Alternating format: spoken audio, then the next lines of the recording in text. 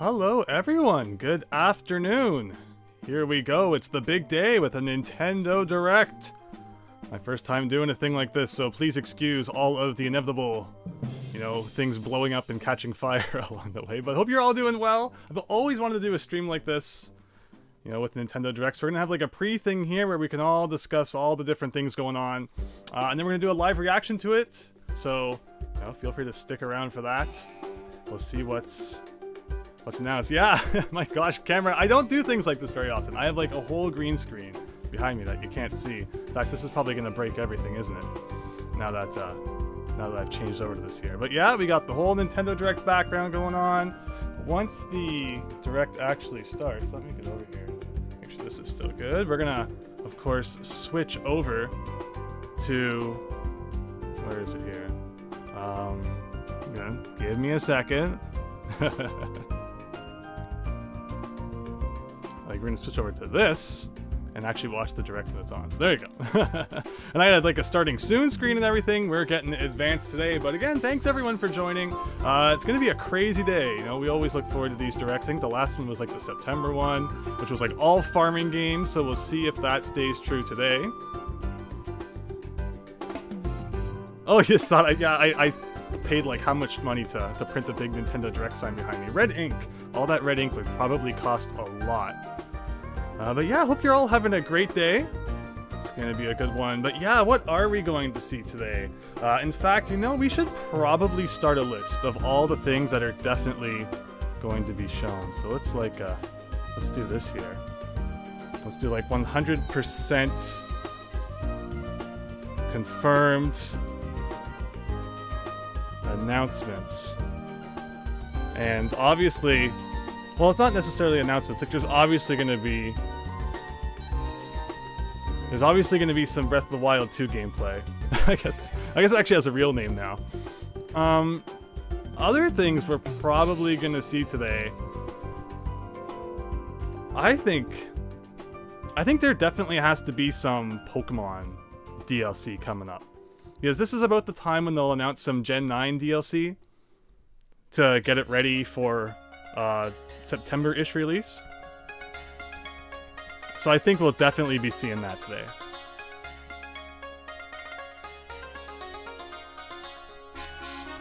But yeah, definitely some Tears of the Kingdom for sure. Is today going to be the day when they finally announce a way to play Game Boy games on the Switch? People keep thinking it's coming. And I still hold true that, there's definitely going to be a way to play Pokemon on the Switch at some point, like Gens 1 and 2, for sure. Oh, Pikmin 4 is a good one. Yes, there will definitely be some Pikmin 4 gameplay. Absolutely.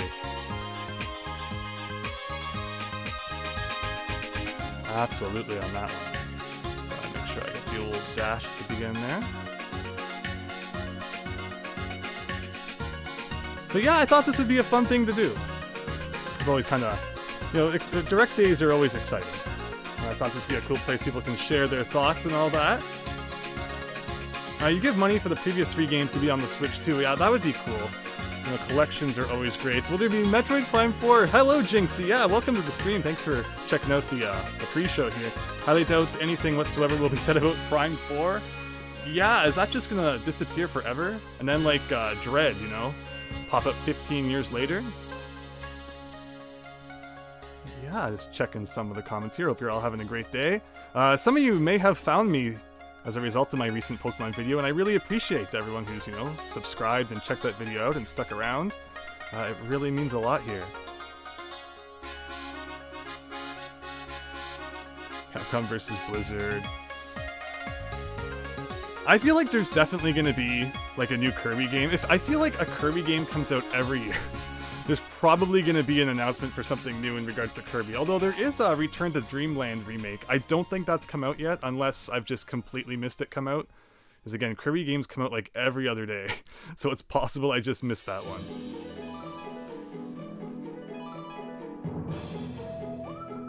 There was an internal GBA Switch emulator that leaked last year, so they were definitely working on it. It's just a matter of when, Jinxie says. Yeah, like there has to be something like that, right? But will they do the whole, here's like a, collection of games you can choose from, or will it be like a more virtual console sort of thing?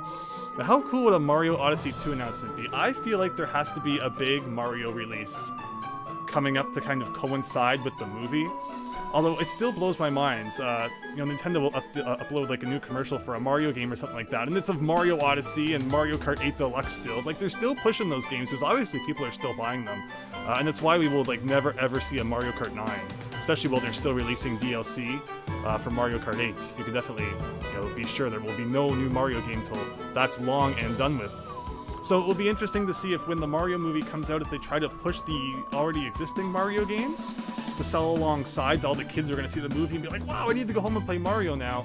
Or will they come up with like something brand spanking new to coincide with the movie? But I really want a new Mario game at some point, like a new platformer. The last one, I guess, was like Mario Maker 2, if you consider that, but otherwise Odyssey before that. Yes, Exio, exactly.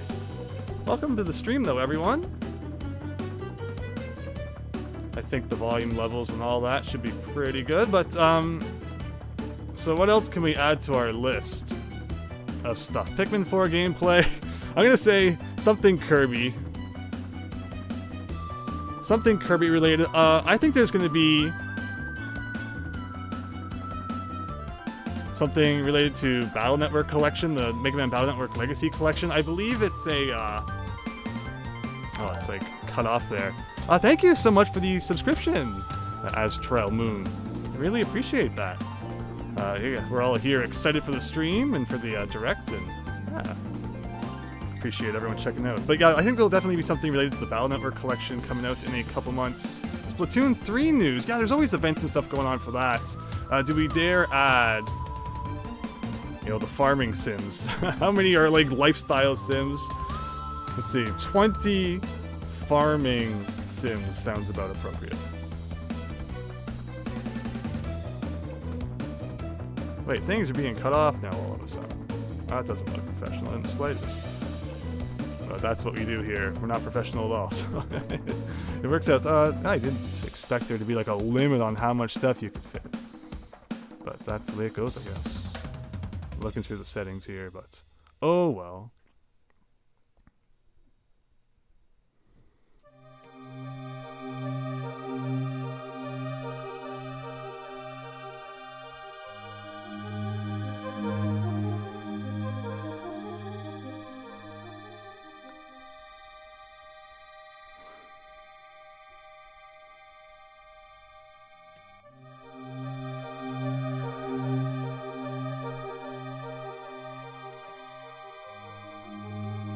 Okay. Perfect.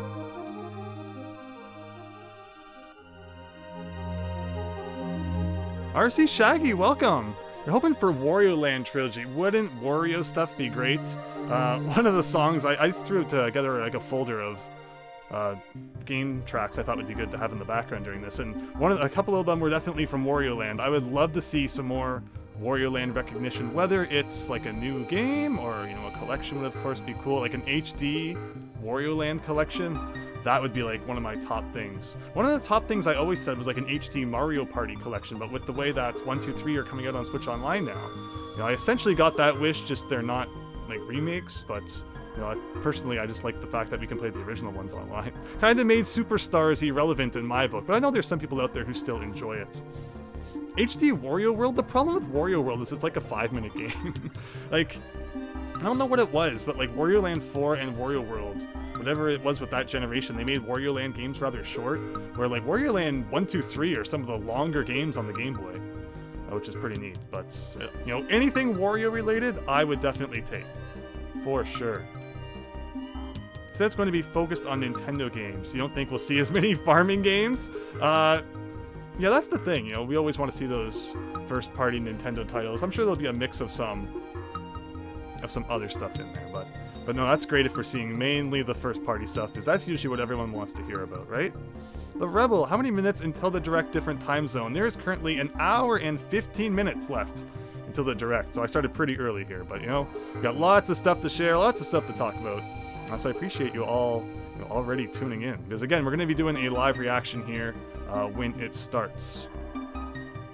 It'll be cool to see what's announced. I hope there's not more, like, trailers and stuff for the movie. Like, seeing a little bit of that's great, but I don't want to see, like, the whole thing. Like, sometimes in my recommendeds I get, like, oh my gosh, you know, Nintendo just spoiled the whole movie or something. It's like, I'm gonna go to the theater, I'm gonna see it, I don't need to hear anything else about it before that. Because, you know, it's not like I need to, you know, be convinced or whatever now to go spend my money on it. I will already be seeing it, so no more convincing needed. But the Rebel, thanks for joining, and see you around.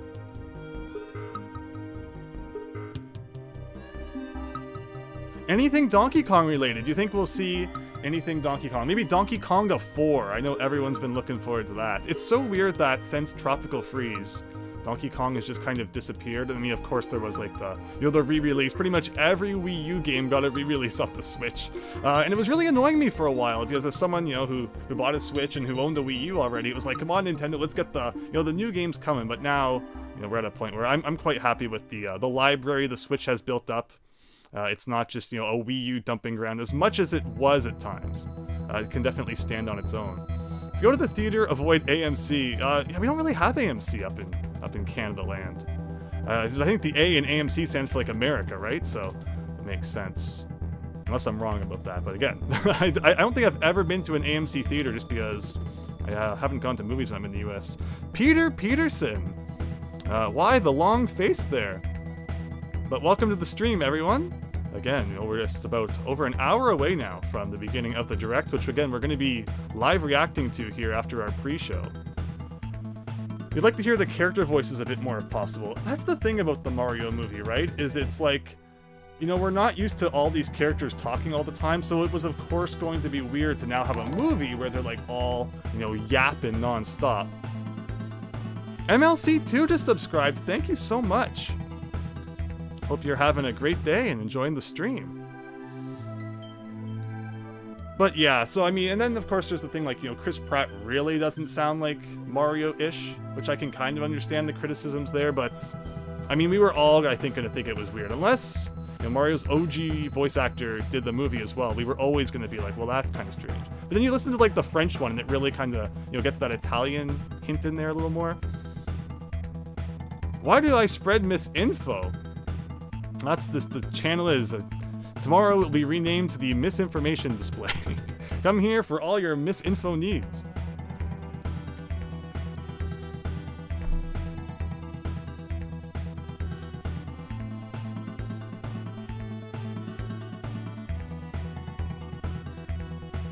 Yeah, I heard about that center seat thing. It's like, you know, people aren't going to theaters. So what's going to incentivize people to go to theaters more? Charging more for the middle seats. It's not going to help them. But yeah, I think we have to see something Mario related today. And again, I think Pokemon DLC is probably the biggest thing because, you know, it seems like a year after the Pokemon game's release, the same happened with Sword and Shield. The DLC is going to be coming out this fall, so they're definitely going to want to get that announced today and get that on people's minds. So I'd say I would bet 100% on Pokemon DLC.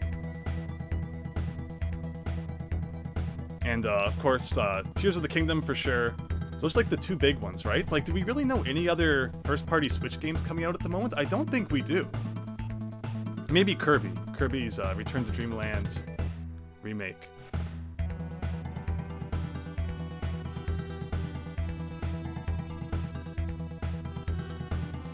I don't even have Twitter. Yeah, the only social media I really use now is YouTube, so like, you probably notice I use the community tab and stuff to announce things going on. It's just easier to keep it compact like that. Not sure if GameCube app is possible on the Switch, but that would be awesome. It's the question, right? Like, just how far will Nintendo go? And I'll probably make a more, like, standardized video on this at some point, but I really hope that going forward, you know, it's just, if a new Nintendo console ever comes out, it's like, here is the NES app, SNES app, N64 apps from the Switch for you to just download and use right now. None of this, alright, we're starting from square one again. Like they have done from the Wii to the Wii U to the 3DS. It's like every console, they re-release everything.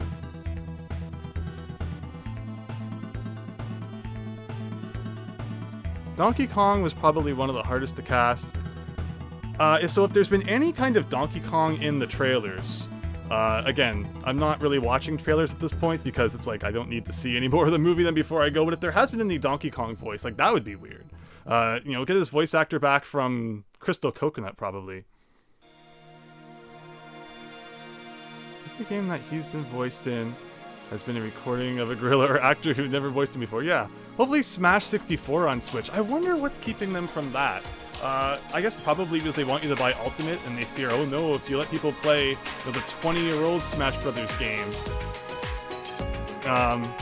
you know, through Nintendo Switch Online, it's it might deter people from buying Smash Brothers Ultimate. Like that would be a silly excuse, but honestly, I could somehow believe it.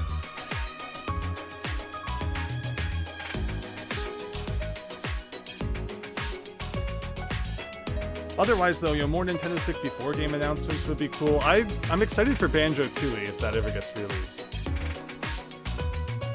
But what other predictions do people have? You know, let's add to our list here. What else can we think of adding?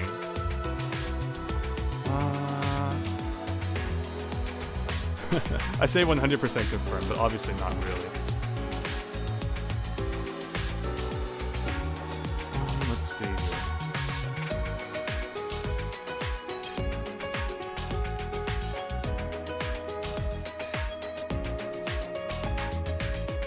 Battle Network 20 farming sims. That was funny last time, I'll admit. You know, I just had a good laugh about the number of times the trailer would go, and an all-new interactive farming sim. Yeah, big Phil. Thank you. Yeah, no Smash ports until Ultimate is dead. Like, could you imagine a Melee port? And that's the thing, so many releases on the Switch feel so, you know, finite, right? Like, it's the final one. Like, how do you ever build or release a follow-up to Mario Kart 8 Deluxe or to Smash Brothers Ultimate? Like, how do you ever follow those games up? I just don't know what Nintendo's gonna do now. It's crazy. The music is a little loud, of course. I tested it. Obviously, some tracks are going to be a little different, but thank you, Jinxie, for letting me know. I appreciate that.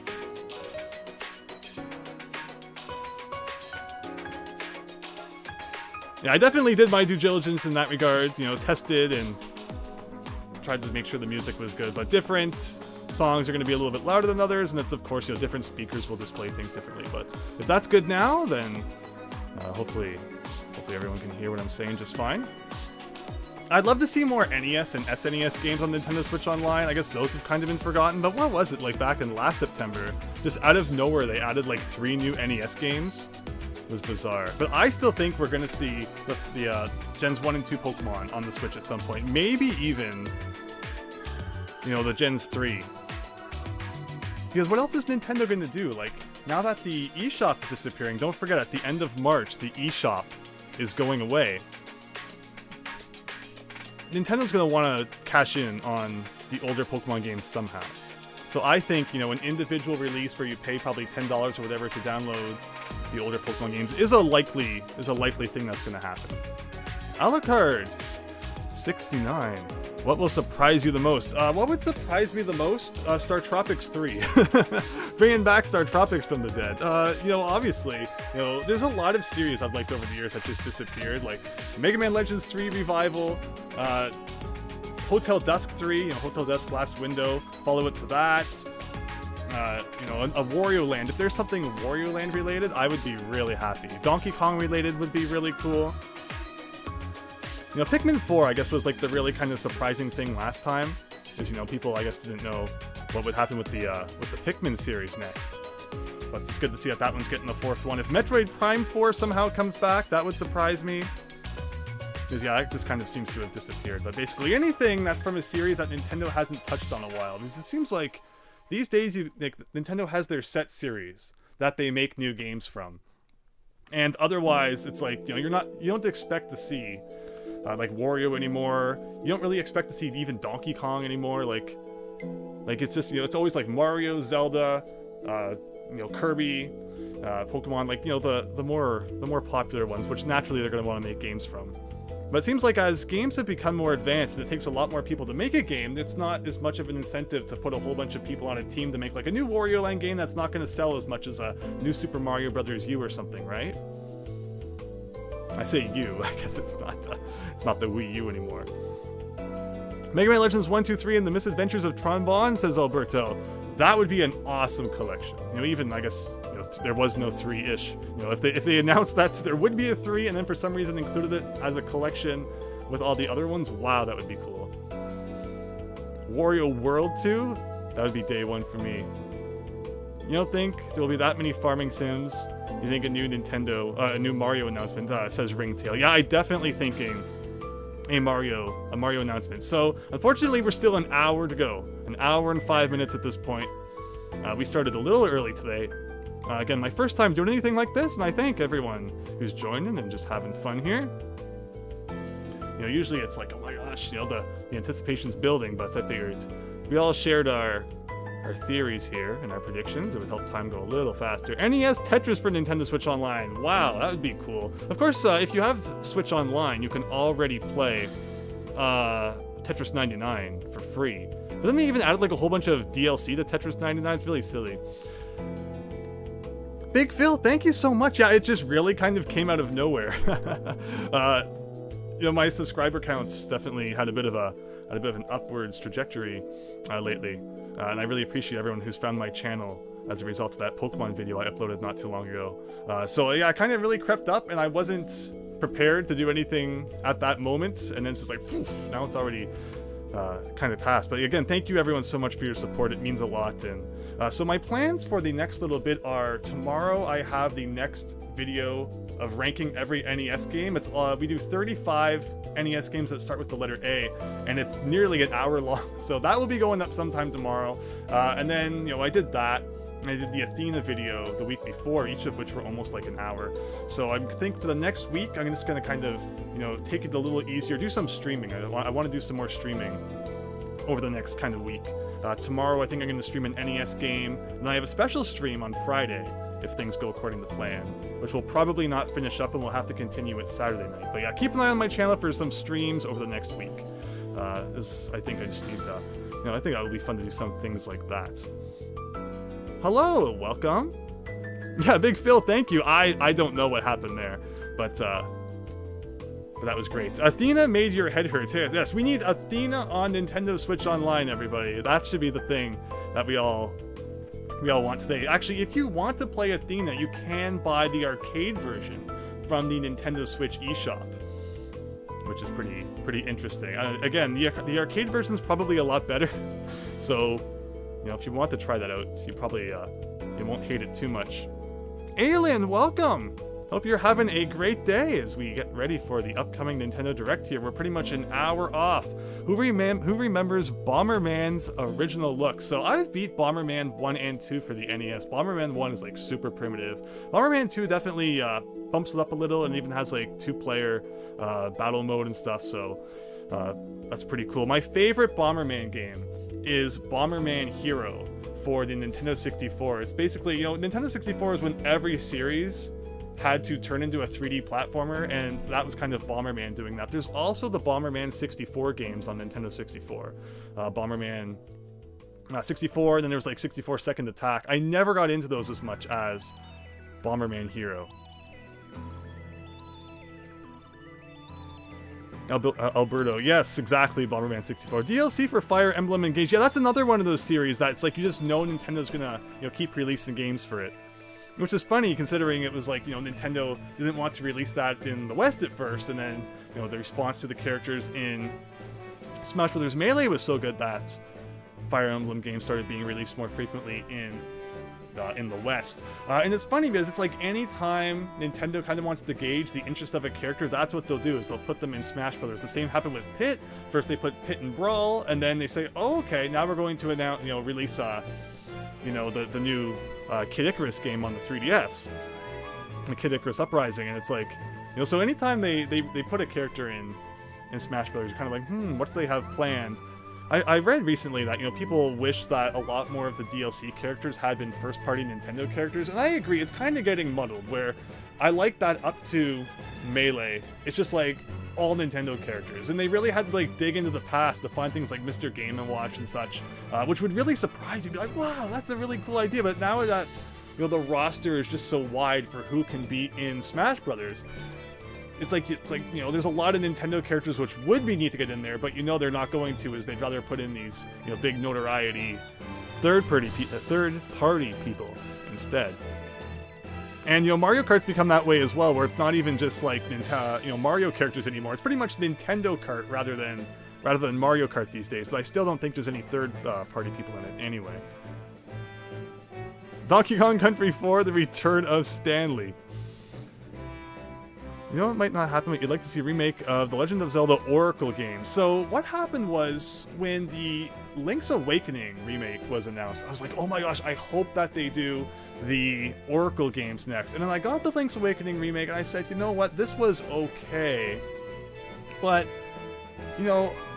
I probably could have had just as much fun playing the original. So what I did after that point was, instead of just waiting for potential remake of the Oracle games, I said, let's just play the Oracle games on Game Boy. And I did, and I had such a fun time. So if they did go through with like a bundle Oracle of Ages and Seasons remake for Switch, that would be neat.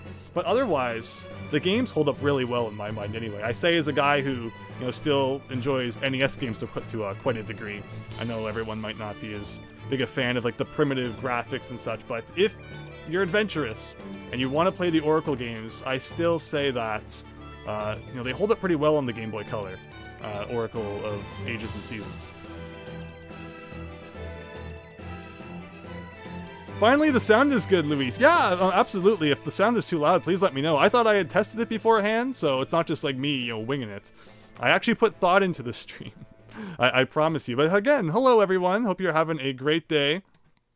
But what else can we kind of derive from this? Predictions: Breath of the Wild 2 gameplay, Pokemon Gen 9 DLC, Pikmin 4 gameplay, Kirby Battle Network, 20 farming sims. Something new, ukulele. The ukulele soundtrack just came on. I really enjoyed ukulele. People will know that. Again, if you're looking for something Donkey Kong-ish and you haven't played ukulele in the Impossible Lair yet, you are missing out. And I also did that Kaze game on stream a few weeks back, and that was pretty much just like ripping off Donkey Kong to the extreme. F-Zero times as Randy78. Wouldn't that be cool? Again, just any of those series that are like we haven't seen in a while, that would be awesome to see something announced for that. But it's just like, again, I think the things we know about coming up for the Switch are like Breath of the Wild 2, Tears of the Kingdom. There has to be Pokemon DLC coming out, and Kirby, and like, unless I'm forgetting anything. Wishful thinking, Randy. But again, welcome everyone. Super Mario World Turtle Quest. What if Pikmin 4 explains that the Pikmin themselves are man-made the whole time? That would be pretty cool. You like the Oracle games more than Ocarina of Time and Majora's Mask, says Azul. I love the Oracle games. Like, they are no joke. Like, it's hard to compare 2D and 3D Zelda at times, but I'd say that Oracles are definitely like the best 2D Zelda. And then Wind Waker is my favorite 3D Zelda, just because I like the exploring the ocean and such. Where some people find it really boring. I like sailing around and coming across new islands and stuff.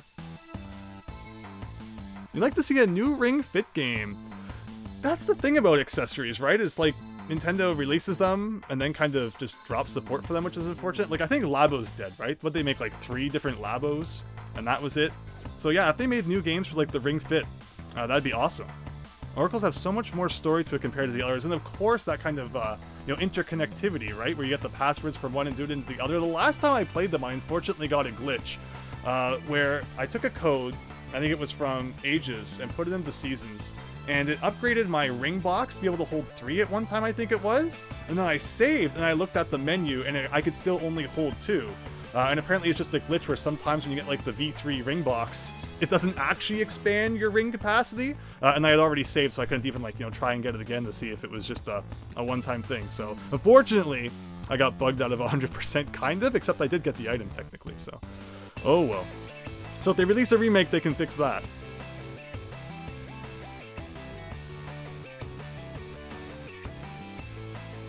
That would do it, exactly. But what other series are there? It's like... yeah, first party things. You're emulating the games for the fun of it? I mean, it's what you gotta do, especially with the eShop closing down. Nintendo can't blame you for doing that anymore. That's a great way to play the people. That would be great. The Wii U has been a confusing mess, but at least the eShop is beautiful. I am so happy that the 3DS, not the 3DS, sorry, the Switch, has good third-party support again, and that's what really felt like it was missing for the last couple of Nintendo generations. Like, people can bash the GameCube as much as they want, but it actually had pretty good third-party support. And then you get to the Wii, and it still had third-party support, but usually, any games released for the Wii were like toned down versions from the PS3 and 360 version. Like, you know, Sonic Unleashed was like, you know, nothing compared to the ones over there. So you were usually kind of getting like a dumbed down, not that great, kind of like what you would expect if you bought like the portable version of the games. Like if a game came out on like you know, like the GameCube and like the Game Boy Advance or something. That was always what it kind of felt like buying third-party games on the Wii. They were never, you know, up to the standard that you could get on Xbox 360 or PS3. And as a result, my Wii and then eventually Wii U libraries were like very first-party centered, because, you know, the Wii U came out and companies again were like, we're going to support third-party now, Ubisoft, Zombie U, Rayman, and then like 6 months later, like, nah, we're not going to do that anymore. No one's buying the Wii U. So like all my Wii U games were first-party, but it's great to see that back with the Switch. You know, companies are taking it seriously again, and it gets pretty much all the big third-party releases, which I like. What about GBA for Nintendo Switch Online? Metroid Minish Cap, Mother 3. Dead Rising game for the Wii that ended up being completely different. Yeah, that's the thing, right? Like any game or series that got a release on the Wii, it was pretty much completely different from what you got on the other consoles. And that's why I bought a PS3 in like 2008, because Wii had like a really good start, and then the releases kind of just dropped. And you know, it was like all first-party stuff I was looking forward to, which would be like released years apart. Or months apart. But the PS3 was a good kind of stopgap there where I could buy stuff for that when the Wii was a little slow. But I've been really enjoying the Switch. The Switch has really got me back into, you know, enjoying modern Nintendo consoles again. But the question is, what's going to happen? What's going to happen after the Switch? Because again, we have this stream here where Nintendo's going to be announcing, you know, more stuff, you know, what's coming out for the Switch into the future. And I've even heard that they're ramping up Nintendo Switch production. So it's like, clearly, Nintendo has no plans on announcing the next thing anytime soon. And personally, I'm not that interested in buying another console at this point. I kind of like the Switch and what it does. And I don't feel the need to go out and buy a new console. But I guess if it gets to a point where, you know, companies are making games that are so advanced the Switch can't handle them, Nintendo might have to do something. We need a new Rhythm Heaven. That'd be neat. Astral Chain 2 says Wow Jinxie. Yes.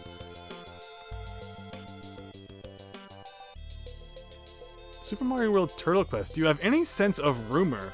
I can tell you one. If you sense of rumor. I mean, we all love a good rumor. So if you want to share that, go for it. Did you know Game Boy is going to be a pocket computer too? But yeah, so how would they do it? If they release Game Boy games on Nintendo Switch Online, I hope they also release like the Super Game Boy borders for the games that could use them. That would be neat. Oh, listen to that music. Listen to that music. Yes. Thank you, music, for reminding me. Professor Layton. Oh, one of my all-time favorite series that has just disappeared from the earth ever since, you know, like the 3DS. Like the last mainline Layton game. Osran Legacy came out in 2013. And then there was Layton's Mystery Journey, which featured his daughter. And that was like a very not that great game because it was actually a mobile game where you had to like buy each of the cases individually, unlike, you know, any good Layton game, one of the first 6, where it's like this massive adventure you get to experience. Because Catriel Layton's Journey was mobile, it was like releasing this like individual cases, and then they tried to tie them all together at the end, but it was done horribly. And then they kind of bundled all that together and released it for the 3DS in 2017, and that actually got like a Switch HD re-release in 2019, and I didn't even buy that. If you told me like 10 years ago there would be a Layton game I wouldn't buy, I would not believe you. But yeah, I didn't get that, and Layton's just kind of not existed ever since, which is unfortunate. So I would love a new Professor Layton game, even if it's just like an HD collection of like the first 3 or something. An HD trilogy would be really neat, because they re-released the first 3 Layton games in HD on mobile. So you figure they'd just be able to like slap that into a collection and throw it on the Switch or something, but... Panel Day Pawn 99. Yeah, mobile games. I'm not really a mobile gamer. But yeah, oh, how about, you know, there's always that part of me that's like, Paper Mario! And then like, oh, even if there was Paper Mario, it would be like, not what we really want. Mr. Hot Dog, welcome! Hope you're having a great day. Thanks for joining the stream. We're 50 minutes away from the start of the Nintendo Direct. What do you think they're going to open with? What do you think, like, the big first thing they show is? I think it was Fire Emblem last time, right? Layton versus Phoenix Wright. Oh, yes, yes. That was 2015. No, sorry. 2014 was Layton versus Wright. As I remember, Layton versus Wright came out exactly a week before my next semester of university started. And I was like, I gotta beat this before I go back. Like, was it a week? Or it might have even been less days. So I was playing it for like 7 hours a day, because I didn't want to have to think about, you know, playing that when school came, when school started again. I just really wanted to kind of, you know, take, you know, enjoy it without being like, all right, now I got to stop and do homework or whatever. But, you know, Layton versus Wright was great. So I guess if you consider that, that was technically the last time we really had a good Professor Layton game, because it was good. You think it will open with Zelda Tears of the Kingdom? I could believe that. I think it ended with it last time, right? So that would be a good way to open up the Nintendo Direct for sure. It'd be possible to have the Killer Instinct trilogy on Switch. See, like, that would be cool. Like, I really want these things that we just haven't seen in the wild. Because, again, it just feels like you watch the Nintendo Direct, you wonder what's coming out. It's going to be Mario, Zelda, Kirby, Fire Emblem, like all, you know, Splatoon, like all the things that's... You know, we just know are going to happen anyway, but it's those things that you aren't expecting when they get announced that you gotta love. Mario Maker 3. Now, I remember when they announced Mario Maker 1, that was really surprising. I still enjoy Mario Maker 2. We did a stream of it a couple of weeks ago, which was pretty good. Hollow Knight or Metroid, yes. Yeah, where's Silk Song? Rare replay on the Switch. There you go.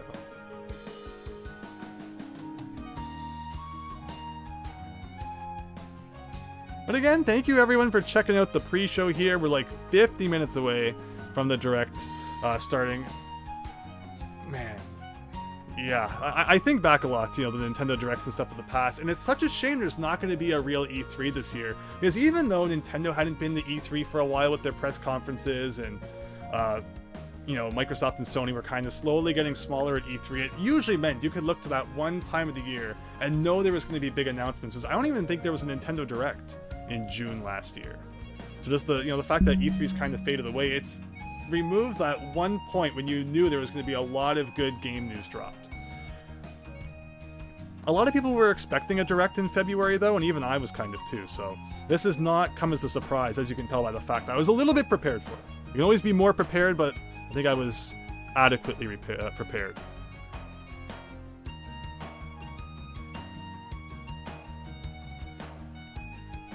F-Zero. How about, you know, there's not going to be any new Mario and Luigi games, I guess. So, you know what I realized? You know what I just realized the other day? 10 years ago was the year of Luigi. Can you believe it's been 10 years already since that? Like, I was like, there's no way. There's no way that the year of Luigi was 10 years ago. And what got released during that? New Super Luigi U, Luigi's Mansion 2, Mario and Luigi Dream Team. So it's like where did the time go from that? I would love to see Nintendo do like a themed year again. That was such a random thing. An official Super Mario Mega release. Exio, yeah, right? Like, I could not believe it. It just crossed my mind as I was thinking, you know, again, about some Luigi games. I was like, how long ago was the year of Luigi? I was like, yeah, 2013. I can't believe it. I cannot believe it. Christian, joining from work. Thank you so much. Yeah, sorry. Unfortunately, you know, I guess the Direct's gonna happen while you're there. If you can, like, sneak a little bit of a view, hopefully you can, you know, check out what's being announced. But thanks for stopping by the chat. Hope you're having a great day at work. I was saying, I plan to stream more over the next week or so. Tomorrow, my next part of ranking every NES game is coming up. Is going to be released, and then probably tomorrow night I'm going to stream an NES game, followed by several other streams over the next week or so. So if you, are available, I appreciate anyone checking those out. And hope you enjoyed this one here today. Again, thanks everyone for stopping by. So Azul, that's the funny thing, is that, yeah, it sounds like Switch games might go up to $70 for those in the US. Games in Canada are already $80, Nintendo games, first-party ones. And then, some games are like still only $40. Like the, Crash Bandicoot's Insane Trilogy is only like $40, and that is just 3 beautiful games in one. So, games can still be decently priced if you're not always going after those first-party Nintendo titles. I think my favorite Switch game right now isn't even first-party. I loved Crash Bandicoot 4. So, you could just give me Crash Bandicoot 1, 2, 3 trilogy plus Crash Bandicoot 4 and I will be happy for like a long time. But yeah, if you want to experience those first-party Nintendo releases, unfortunately, sounds like they might be getting even more expensive. Like they'll probably go up to $90 in Canada then. That's insane. That is insane. How long before video games cost $100? Game Freak 924, you hope we get Luigi's Mansion 1 on Switch. Oh, I was so disappointed when it was announced for the 3DS. Especially that was at the time when it seemed like Nintendo was still putting things on the 3DS, when it's like, okay, everyone has the Switch now. Why aren't you releasing more games for that? I definitely would have bought that if it was on the Switch. I think the 3DS version is actually quite expensive these days, so to anyone who bought it, at the very least you could sell it now for more than you paid, but yeah, that one is a shame. Oh, AAA titles on PlayStation and Microsoft are already $70. There you go. Ultimate! XD001 Lugia of Darkness. Welcome to the stream. Hope you're having a great day. I'll be taking your lunch at 3. Oh, so hopefully you can join in, part of the stream then and check out the Nintendo Direct. 6 years from the newest Rhythm Heaven. You need a new Rhythm Heaven game. Yeah, Nintendo's pretty bad sometimes in remembering some of the series that exist, unfortunately. This song right now from Sonic Adventure. I was looking for a good Sonic Adventure track to add to my stream folder. A lot of Sonic Adventure music's like heavy metal, especially from Sonic Adventure 2. But Emerald Coast from the first game, pretty jazzy there. The last time I played Sonic Adventure 1 and 2 was like 2013-ish, when they were released in HD for the PS3. So, another 10 years, I would love to see, 10 years have passed pretty much since. I would love to see the Sonic Adventure HD collection or something. I would replay them again. First Pokemon game you ever played was Sapphire. No partner Swampert from the beginning. This Pokemon, my Pokemon Sword and Lugia is my favorite Pokemon. Yeah, like, that's awesome. Started with Pokemon Sapphire. Yeah, very cool. So you pre-ordered Like a Dragon, Ishin. Yeah, so will the Switch ever get the Yakuza games? It's unfortunate that it seems like they won't. But that would be pretty cool if they did. Think we'll ever see Nintendo 64 games available for purchase on the Switch? So yeah, it seems like Nintendo's really moved away from selling individual retro titles, and they're just doing the whole subscription service thing now. It's a shame, in a way. Like, I bought quite a few Virtual Console things for the Wii, and then when the 3DS came out, and the Wii U came out, and it became obvious you wouldn't just be able to transfer over. Like, you could transfer your Wii system data over to the Wii U, and played in like that Wii U menu, but it wasn't really the same. I hope that when the Wii came out and the Virtual Console came out, that would be like a library of games that you could take from console to console to console forever. So finding out that that wasn't the case really kind of deterred me from buying future Virtual Console releases. So because of that, having this subscription service, which allows me to play games I wouldn't buy anyway, is kind of nice. But I also see the appeal of just buying it and hopefully having it forever until your 3DS breaks or something, and then you can't reconnect and download them or something.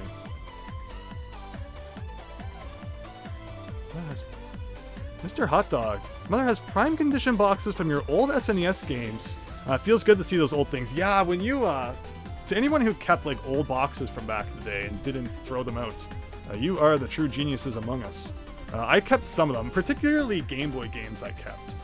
because, you know, they were smaller and more compact. Unfortunately, like, some N64 boxes didn't make it. Ugh. But, you know, I'm thankful at least for what I did hold on to. Am I streaming that Direct? Yeah, so we now are 40 minutes away from the Direct. And we'll be tuning over to that for the live reaction. Like, let's see here. We can turn this on. And just like that. Oh, why did it change? Why did it change what screen it was on? It should have still been.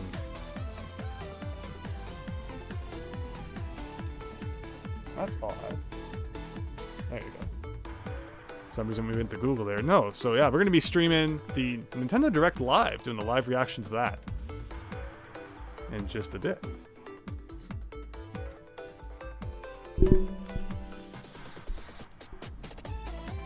Thank you, Ultimate Lugia of Darkness.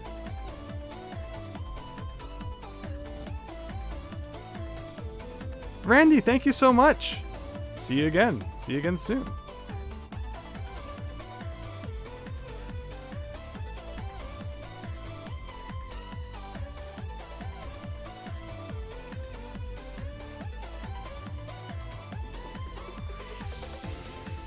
But yeah, I think we're definitely going to see some Pikmin 4 today. Like, let me get the list back up here. Oh, we never put Pikmin... Oh, no, we did put Pikmin 4 gameplay on the list. Kirby, Battle Network, 20 farming sims. Okay, so obviously there's not going to be 20 farming sims. We can remove that from the list. What else can we dream? We can dream new F-Zero. See, it's funny because it seems like instead of coming out with a new F-Zero game, Nintendo's just been putting F-Zero stuff into Mario Kart 8. It's like, you know, just throwing us a bone. Which, I mean, fair enough. You just want to hear more Jack Black? Yes. You much prefer plastic cases now over the cardboard. And no Chris Pratt. I made that video dunking on Chris Pratt a little bit, but, you know, it was like a YouTube poop, which is just meant to be funny, but he didn't bother me that much. I know, you know, it could be better. One new Mario game, like, imagine a 2D Mario game with a Cuphead art style. I've always said I would love them to go back and make a new sprite-based Super Mario Brothers game. Oh my gosh, I would buy that so fast. One of my favorite moments to look back on is still when the e-reader levels came out for Super Mario Bros. 3, Mario Advance 4. Because that was really one of the first times in a while that new 2D side-scrolling Mario was released. Before that, it was like Mario Land 2.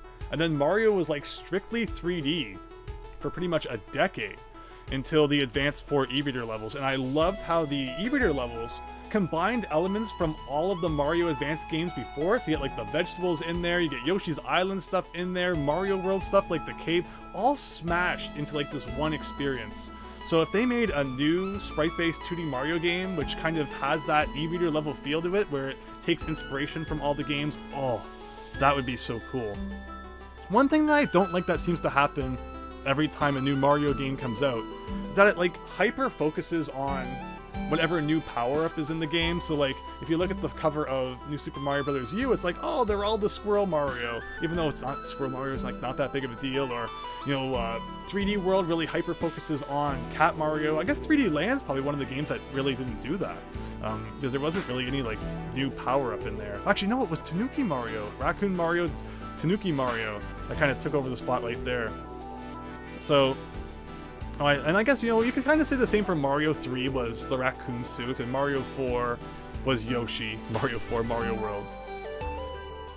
But yeah, just focus less on, you know, the power-ups and just make a good gameplay experience. You miss K. Rool? Yeah, if there's a new Donkey Kong game, it has to have K. Rool in it. I cannot believe that. You know, the two Donkey Kong Tropical Freeze games, I always thought that K. Rool wasn't in it because it was like a rights thing with Rare, but it turned out it wasn't. It was just like they decided to go a different direction, which is fine. I can you know, appreciate that. But now we've had two of those. Give us a third Returns game with K. Rool. That would be great. You look like I'm at a podium, so that's actually my laptop. Giving a lecture here now. That's just the top of my laptop here, kind of in front of me. Otherwise, kind of like a green screen in the back, which I would show you. It's actually like a green screen over top of my NES game shelf, so in a weird way I'm sitting where I normally do, just instead it's green behind me, instead of being able to see the NES games. And I won't show you that because if I touch it, it could probably fall. To be fair, the original Mario, everyone focused on having the fire flower. Yeah, I mean, every Mario game does have that power-up that's kind of like, oh, this is the new thing, but... You know, I feel like I'd rather have good level design, maybe a bit more of a story than just Peach gets kidnapped. You know, focus on that sort of stuff other than just the power-ups.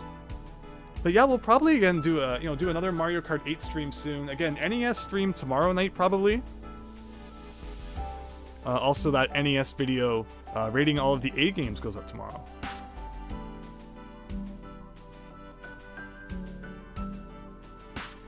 XEO, yeah, the e-reader levels really were amazing.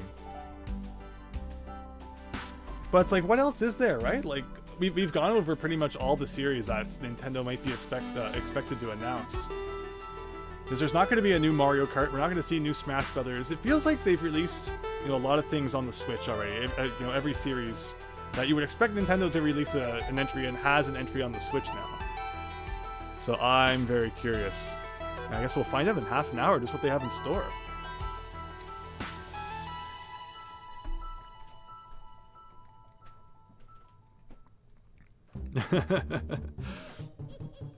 Mr. Hot Dog. Well, that's pretty much, you know, Paper Mario 2, the Thousand-Year Door. Like, you can look back to especially, you know, GameCube era Mario media, and they weren't afraid to do different things. You know, Mario Sunshine is Mario goes to this island and gets thrown in jail. And he's, like, threatened to stay in jail if he doesn't clean everything up. Or, you know, Paper Mario Thousand-Year Door. Mario goes to, like, this dank, gungy city.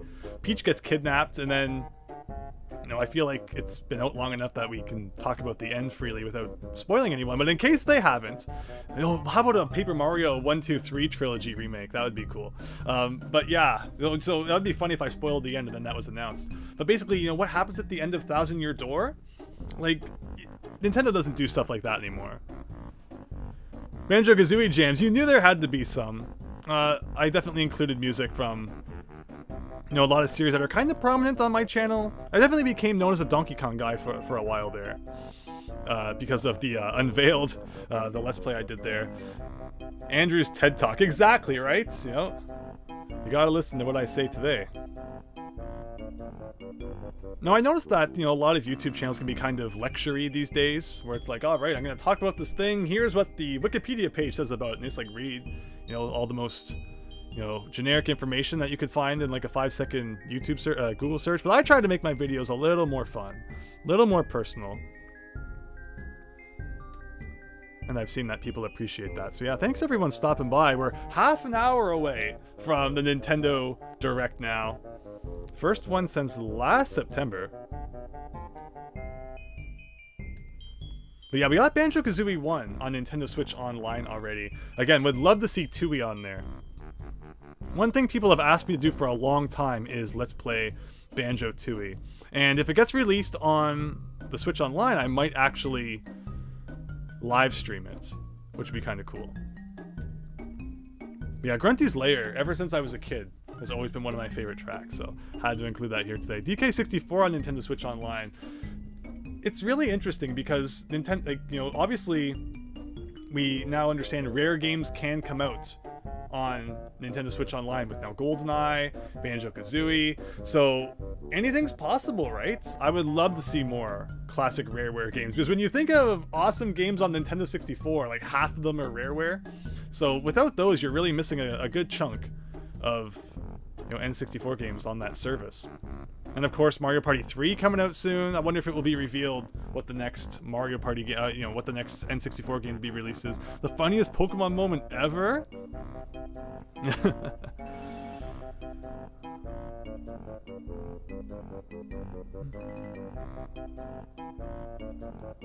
But yes.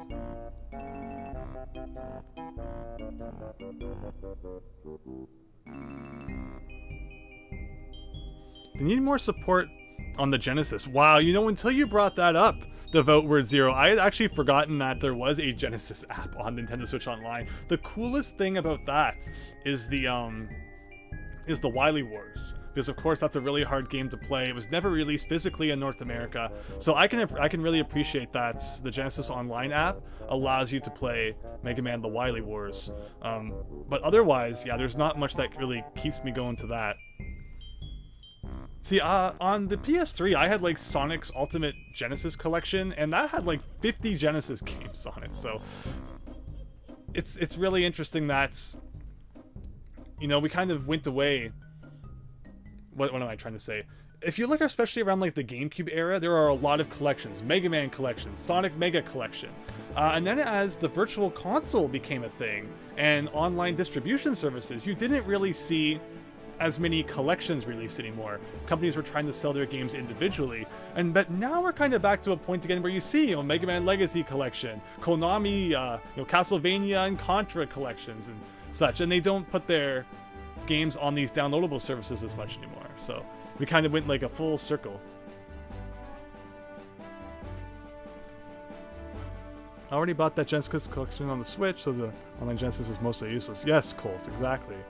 Harvest Moon 64 might be a thing. So the thing about Harvest Moon is it's actually coming out on the Japanese N64 online. The reason it can't come out on the North American one is because a different company owns like the Harvest Moon branding now, and not the one who actually like owns the rights to the game. That's why any new games that come out in the Harvest Moon series are actually called A Story of Seasons, because the Harvest Moon games are being released by a completely different company who has nothing to do with the original Harvest Moon creators, where in Japan, the games have always been called Bokujo no Monogatari, you know, farm story.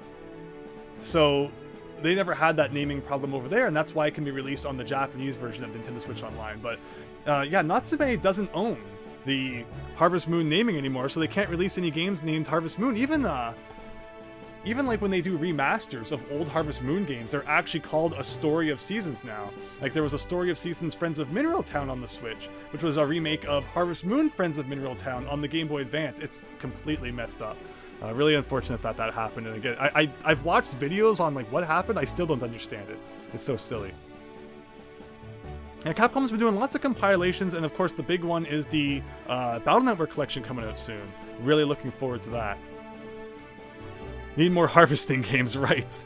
Yeah, let's hope that this Nintendo Direct is not all farming sims. Again, you know, a little bit of farming sims is good, but you go back and watch the September Nintendo Direct, and it was like every other game was farming sim, even sometimes like 3 in a row. The Harvest Moon name was copyrighted behind the backs of the developers. That's weird. So the music right now, of course, from Wind Waker. One thing I would love to see on Switch is the HD Wind Waker remake get ported. You know, I've talked before about how I'm so sick of Wii U ports on the Nintendo Switch. You know, back to the day, I just wanted them to make some original games, but I really feel like playing Wind Waker again. But I don't feel like setting up my Wii U to play the collection on to play the remake on there. So if they release that on Nintendo Switch, I wouldn't complain. Maybe like a combo Twilight Princess HD and Wind Waker HD on Nintendo Switch, that would be neat. But again, with Tears of the Kingdom coming out soon, I don't foresee them re-releasing any older Zelda games at the moment. I know when Zelda's 35th anniversary came up, people thought, you know, maybe there would be like a Zelda compilation of sorts. The last time we really saw a game Zelda compilation was on the GameCube, when you got the collector's compilation that had like Zelda 1 and 2 on the NES plus Ocarina of Time plus Majora's Mask. That is phenomenal. That is so cool. But now Nintendo, you know, doesn't seem to like releasing Zelda games as a bundle, because they know everyone will just buy them if they release them individually. Copyrights will be way too problematic in the future. Just look at anime names becoming weird. Yeah. Didn't Mickey Mouse, like Steamboat Willie, finally just go, you know, copyright free? Is everyone making their own Steamboat Willie mashup now? It would be awesome to see the day when like Mario 1 is no longer, you know, under copyright, and then you could just like sell your Mario 1 ROM hacks or something like that. Oh, Mario World. Can you imagine people selling their Mario World ROM hacks? But I mean, of course, right now, you know, you can download them for free. Why would you want to pay for them? But it's a thought. You know, there'll be people in the world just making their living hacking Mario World or something.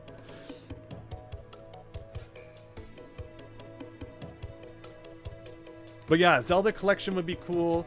Seeing Ocarina of Time and Majora's Mask on the Switch would be neat. But again, of course, with the new Tears of the Kingdom coming out, Nintendo's not going to want to release anything else Zelda, kind of, you know, muddle with that.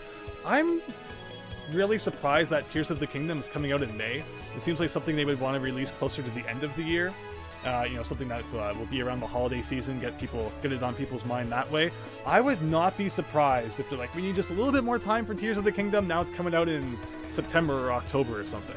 When they announced that May release date, I was like, that's kind of strange. I find it hard to believe that in 3 months there will be a new Zelda game, but you know, that's just complete guessing. If it comes out in May, then, you know, people can enjoy it over the summer, because of course Zelda always does feel like a more summery game. That would be great too. But I always find it weird. You know, back in the day, whenever, you know, when I was in, like, in elementary school or stuff, I always wished that games would be released so I could play them over the summer. Instead, things always seemed to come out in, like, September, right when I went back to school. And it was like, oh. Like, I remember when Mario Maker came out. It was like a week after I started university again, and it was like, oh, you know, this would have been so cool to be making levels all summer long.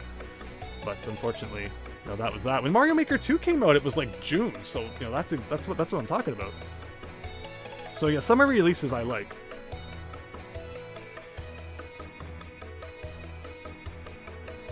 Mickey Mouse's copyright expires next year. Winnie the Pooh's is up though. Really? Yeah, they don't really make Winnie the Pooh stuff anymore. You don't see much Winnie the Pooh media. Maybe, yes. Would you want Ocarina of Time, Majora's Mask 64, or the 3D versions? That's a good question, right? You know, each of the 3D versions definitely did include some enhancements, which were nice. But as someone who grew up with the N64 versions and, you know, just never thought twice about things being less convenient, I wouldn't mind the original versions. One thing I don't like about Ocarina of Time 3D is that when you unlock the Master Quest after beating the normal quest, they mirror it, and oh, it's like, why? Why mirror something for the sake of mirroring it? So whenever I play Master Quest, I actually have the GameCube disc, which thankfully does not mirror it, and it feels exactly like playing, you know, the original Ocarina of Time, just with new dungeons, which is pretty cool. I highly recommend Master Quest if you haven't played it. Especially like if you haven't played Ocarina of Time for a while, you're thinking of playing it again, go for the Master Quest version. Make it, you know, something a little bit different. Like, the dungeons aren't that hard.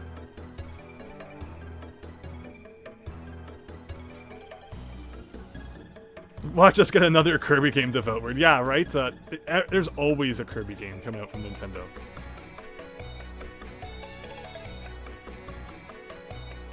You're playing Ships of Hyrule. I'll need to look into that, Mr. Hot Dog. Interesting.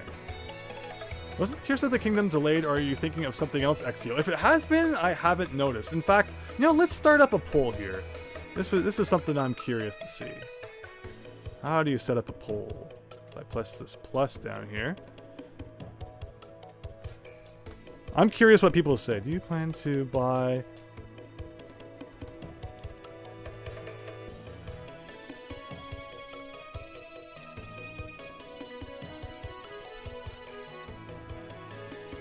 I'm very curious how many people intend to purchase Tears of the Kingdom. I hear from a lot of people that, you know, Breath of the Wild isn't that old at this point, and people actually aren't ready for a new Zelda adventure. So there's that opinion too. But then, of course, you know, there's some people who are always ready for the next big quest.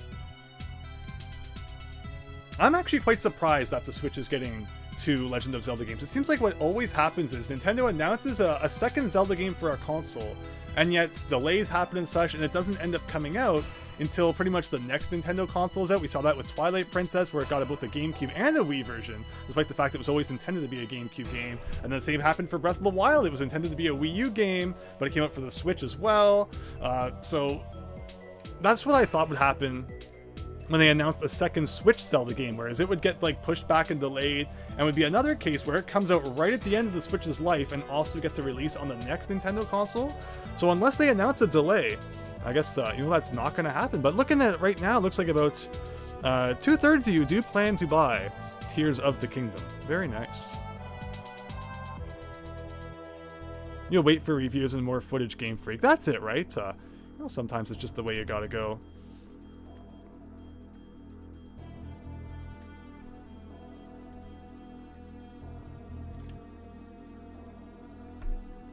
Alright, we're 20 minutes away now from the Direct.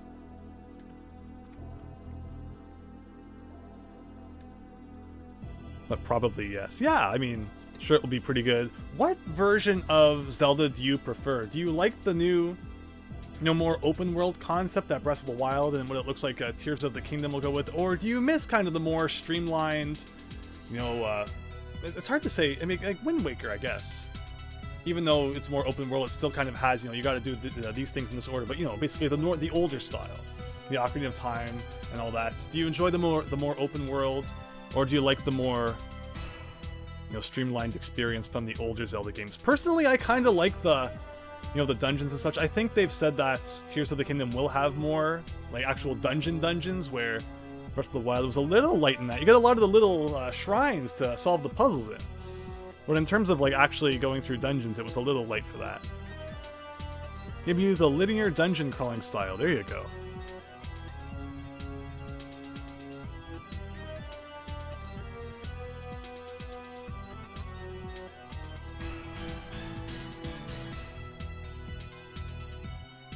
That's interesting that this keeps doing this. There you go.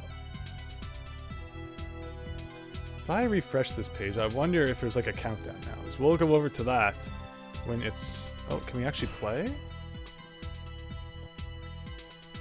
Oh, it's actually a thing now. All right.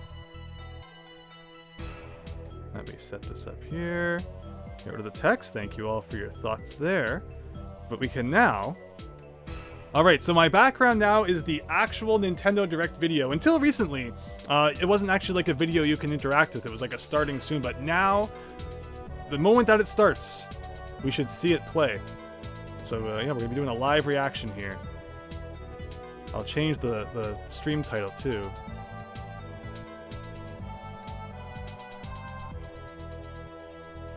Hopefully that doesn't like break the whole thing.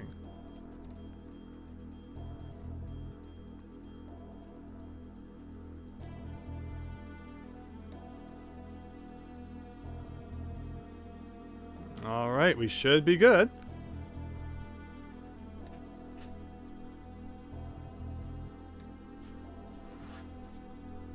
And I will be back with you all in just one moment. Where again, that is the actual stream behind us now, so if it starts while I'm gone, which it's not going to, as I'm only going to be a minute, we can watch it, so I'll see you in a sec.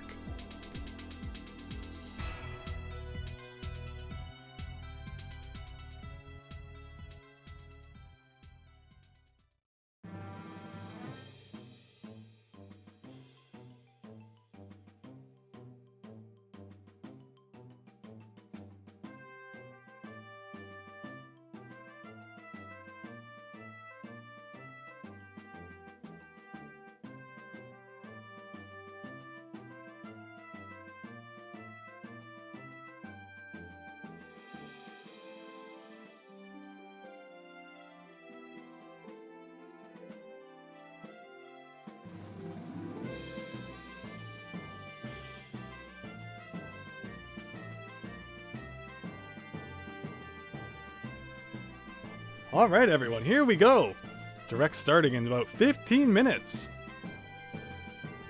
Yeah, so most people of course plan to buy Tears of the Kingdom. I'm sure it's going to be very cool. It will be interesting to see how they do it, right? Because of course you have the whole world of Hyrule from Breath of the Wild. Like, will they include that whole overworld map and then like added on top of it part as well? Like, it's going to be really fascinating to see what they do with it. There wasn't really much information in what's been released so far.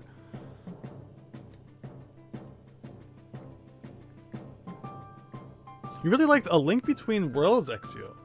It's a cool mix of the open-ended Zelda and classic linear Zelda. Yeah, it was very cool. Open world, they need to have more bigger dungeons though. Developer, yes, exactly. Game Freak 924, you like the new Zelda format, but also only really played Ocarina of Time and Breath of the Wild. Never really grew up on Zelda. Mr. Hotdog, yeah, if Miles Luigi's around, it'd be awesome if he could drop by. David Ray, you're in Indiana, so if you decide to play Mario Kart 8 Deluxe, please say so in your community tab. You'll be here until the 18th. So yeah, I don't think it will be this week, possibly next week, because again, tomorrow night, I plan to stream an NES game. which I checked out a little bit. And I was like, okay, I need to stream this one. This game is silly. And then Friday and Saturday nights, I think I have a special stream planned, which will probably not finish in one night, which is why Saturday, Sunday, and if we need it, maybe even, sorry, Friday, Saturday night, and then maybe even Sunday if we need it. Assuming it goes well. If it's a disaster on the first night, we won't continue. But it should be interesting. Jonathan, thank you. You're passionate about games and very informed. Oh, I really appreciate that. Yeah, this is something I've always thought would be fun to do, have a bit of a pre-show and then do a live reaction. Once the stream began, I got all the stuff set up for it, and yeah, I appreciate everyone stopping by to check out the stream. And yeah, it should only be a few more minutes now, where we get to see all the stuff Nintendo's going to be doing. Pop-Tart's playing Streets of Rogue. There you go. Does he know there's a Nintendo Direct today? But yeah, this is pretty much all we have to look forward to now when there's no E3 and such. You know, it was always my dream to maybe someday attend an E3. Obviously, I took way too long to get that down because, you know, what would be the point now? But hey, if someone's handed out passes, I'll take one. Oh, Christian, I did have Burger King today, yes.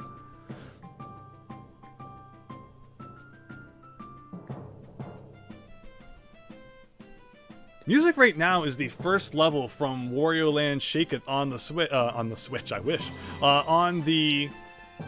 Wii. One of the things I bought on the Wii U eShop before it closed down was actually Wario Land Shake It, because that's the weird thing about the Wii U. On the Wii U, there should have been an attachment release that allowed you to play DS games on your TV with the Wii U being the bottom, with the gamepad being the bottom screen. That would have made so much sense. But instead, they had the cash grab and they re-released, DS games on. Oh, something's happening on the Nintendo Direct. On the Wii U eShop instead. And I feel like it robbed us of a device like that, because there are just so many DS games I would love to play on my TV. So what I actually did to get around that was I modded my PlayStation Classic, like the mini one, and put a DS emulator on that so I could play DS games on my TV. Like, it's such a dumb way to do it. But, that's what had to be done. Is there music now on the Direct? Nope, nothing yet. But it looks like something's happening. Something's loading over here. But yeah, the second it starts, we should get a live feed on that. We went to E3 2018, Big Phil. It was kind of neat, but also very crowd stinky and hot. I remember for a year there, or for a few years, they kind of did like an E3 light where only the press was invited. And the more, just general people weren't admitted. I remember watching that one at a friend's house. This is like, what, 2008? 2007, 2008, before we all could stream video on our computer and stuff. I don't even know if they showed the whole thing online back then. I remember dipping out of class in 2010 and watching Nintendo's E3 press conference in the library. And I believe that's where they announced Donkey Kong Country Returns. Basically, whatever year they announced Donkey Kong Country Returns was the year I dipped out of class to watch E3 in the library, and I think it was 2010. But yeah. But it used to be fun watching E3. But yeah, this one friend had G4 TV where they used to show the press conferences. So the deal was we all helped him clean up his house. And then he let us stay over and watch the press conferences. That was a great day. I have fond memories of, E3, gaming in general. I can look back and have so many great memories. Really want a WarioWare game that is more like the originals but has the capabilities of Joy-Cons. Yeah, WarioWare, it was already a gimmicky game. Like the series itself, which is built on gimmicks. But they're really getting out of hand now. I would love to see, again, a WarioWare game more like the OG, because the first WarioWare game to this day is still my favorites. I feel like they got everything right there. Where, you get touched, WarioWare touched, and adding touchscreen controls to the games was neat. Twisted was cool. Smooth Moves was still cool, but I feel like after that, it's kind of getting too crazy. Let's see. Who was it that was going to charge to put a TV screen with your face because of the... I was wondering who will pay. E3 was going to charge it. Really? I didn't hear that. Big Phil, you had the Gamer Pass, which was super limited. You didn't get to see most of the venues, but you did sneak into the Ghost of Tsushima reveal in a theater. Cool. Yeah, WarioWare or Wario Land. Anything Wario related would be great. We'll never have another official DS adapter built. Too much money for Nintendo. Yeah, right? When the Wii U was announced, that was the first thing that came to my mind, was this is going to have a way to play DS games on the TV someday. Because, you know, the GameCube had the Game Boy Player, which was great, but now with, you know, companies just trying to resell their games on every platform, unfortunately there's no really money to be made in releasing an adapter to just let you do it. But okay. Gold was amazing. Yeah, WarioWare Gold being like a collection of mini-games from all the WarioWare games to that point was pretty neat. That was the last 3DS game I bought, actually, was WarioWare Gold.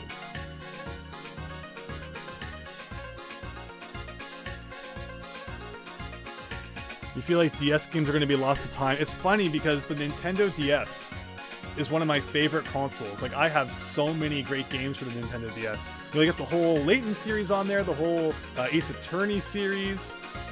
You know, there's a lot of great Mario games on there, the Pokemon games that it got. You know, the Hotel Dusk and Last Window, 999. And that's only the ones I'm remembering. You know, like Mega Man Battle Network 5 was on there, the Star Force games.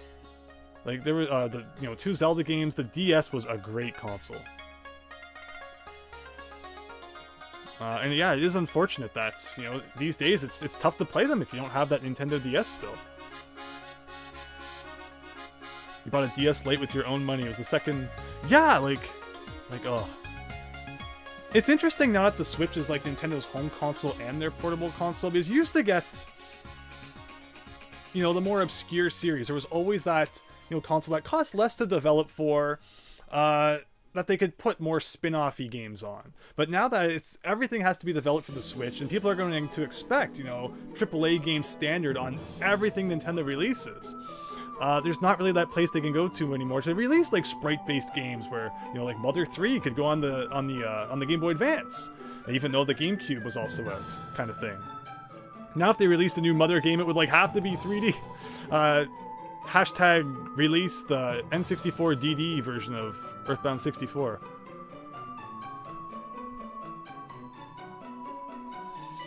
Exactly, Mr. Hot Dog, yes.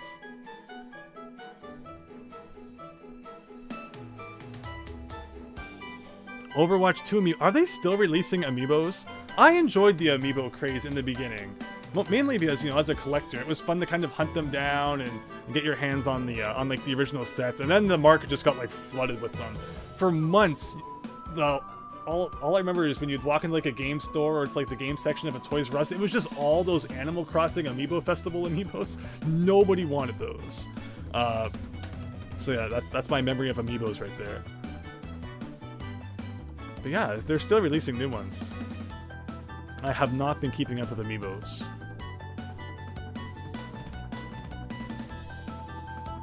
Yeah, the stream should be live. So, 7 minutes now.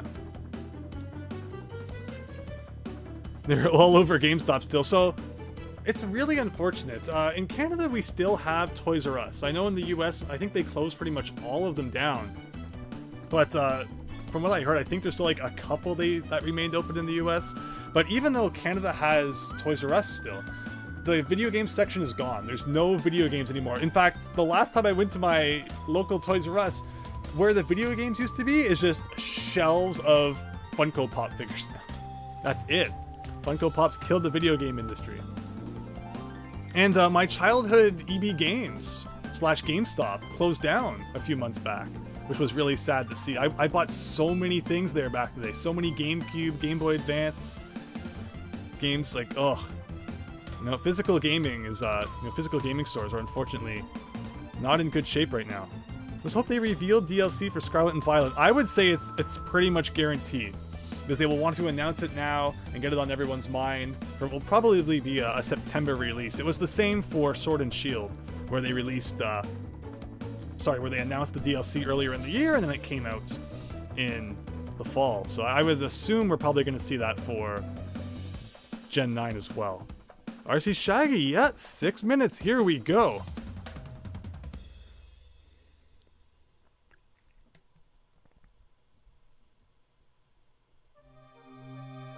Nice zigzag Zarf. Yeah, amiibos are great because you could get some like really obscure characters in figure form because, you know, I like a good, you know, figure of a character that I like. So, you know, you get obscure things like, you know, the Fire Emblem characters or Rosalina or something who Nintendo's probably not going to announce many, you know, figures or toys of that character, but, you know, even if you don't plan to use the amiibo in a game, that's still a nice thing to have on your shelves for sure.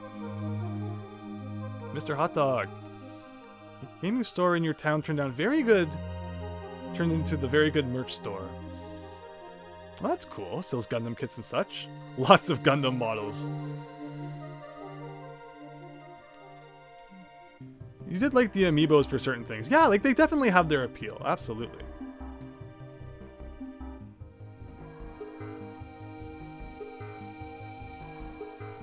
Alright, 5 minutes everyone. Here we go. I hope you enjoyed the pre-show. There was definitely things to discuss. And I'll keep in mind how this went, and maybe we'll do it again next time. One thing that's funny about the amiibos is that they put something in, you know, in the bottom of the amiibo's packaging, so like you can't use it without taking it out of the packaging, right? Which makes sense. Otherwise, someone at the store could, like, you know, put it on their Switch and then put it back on the shelf or something. But the problem with that, though, is that if you want to use the amiibos in your games, you have to take them out of the package, and sometimes it's like, no. Like, I'm not much one for keeping everything sealed. If it's like a retro game or something and it's still sealed, there'll be some people who'll be like, oh, you know, open it, games are meant to be played. But at the same time, it's like, if something has survived 30 years in its original sealed packaging still, there's enough of there's enough of them out there that I think the sealed one should stay sealed, and, you know, if you really want to play it, get an unsealed one. But when it comes to amiibos, you know, just for whatever reason, you can see them in the packaging so nice, but if you want to use them, unfortunately, it did mean that you had to seal them. DK Water Music Jams. It's funny, a lot of the music that I selected for this stream is from like later consoles, and yet the DKC music is just like the Super Nintendo songs beside all of these, you know, more high quality tracks, and yet they fit in so well because DKC just had such good music. Mr. Hot Dog, it's gotta turn down again? I'm so sorry if it's been too loud. Again, I didn't notice it being too loud when I prepared for the stream. I'm so sorry, everyone. I hope I haven't been breaking your ears.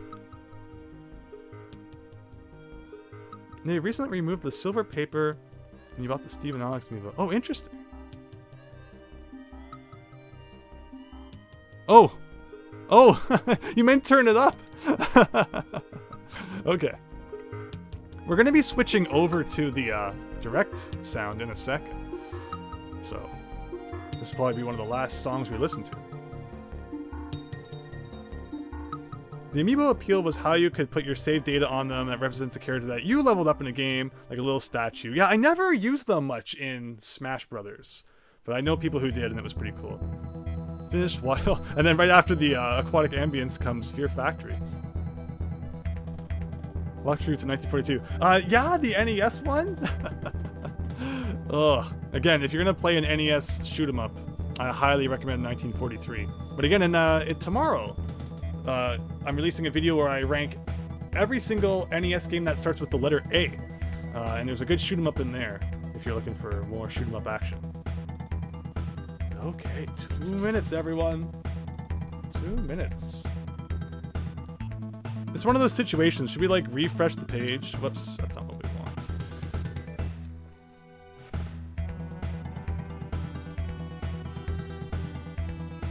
No, we can even see the chat on the stream.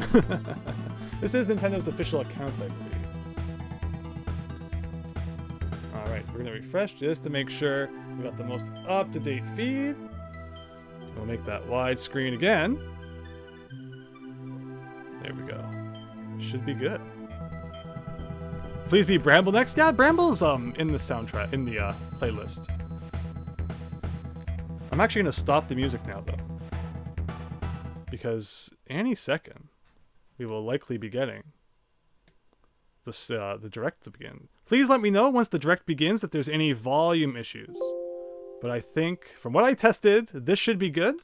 But again, it seems like what I tested You know, there's some variants depending on, you know, probably your speakers and such like that.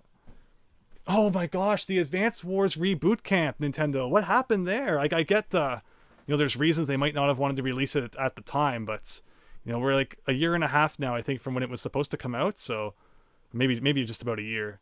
They really need to get that one out there. Insane, welcome to the stream. Hope you're having a great day. Any second now should begin. It's 5 o'clock. 5 o'clock, Nintendo.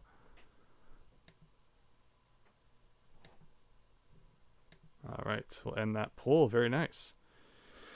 You swear if they spend... Oh, here we go. Oh, stop using that as an excuse.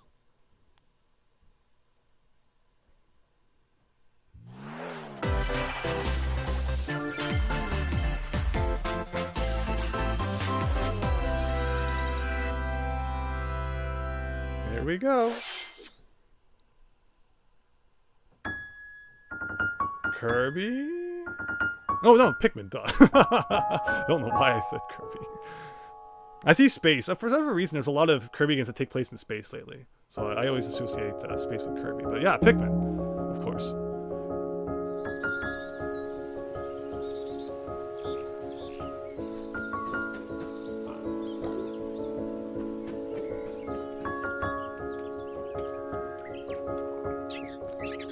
It's beautiful.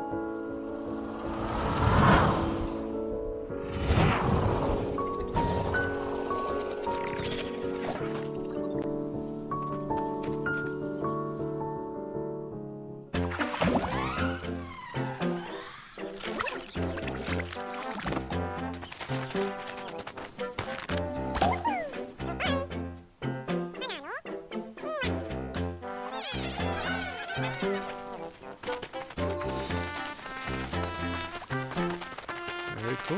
Looks like Pikmin should.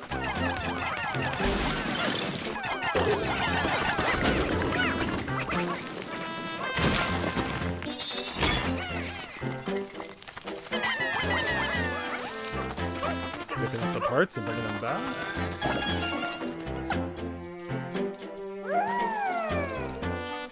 It's nice Pikmin.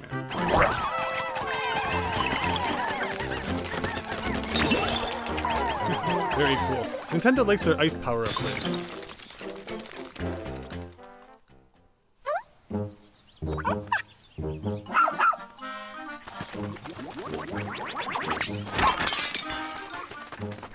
That's weird. It's like a mix of the enemies with a dog. It only has 2 legs.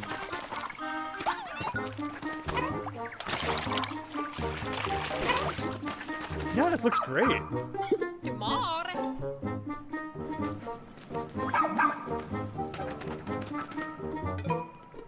Oh, wow!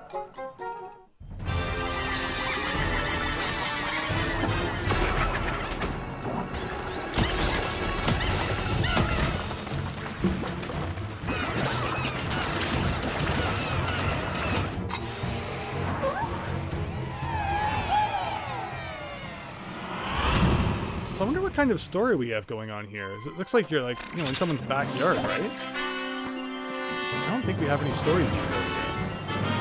Is it just like Pikmin 1 all over again with the crash? Very cool though. Very, very cool.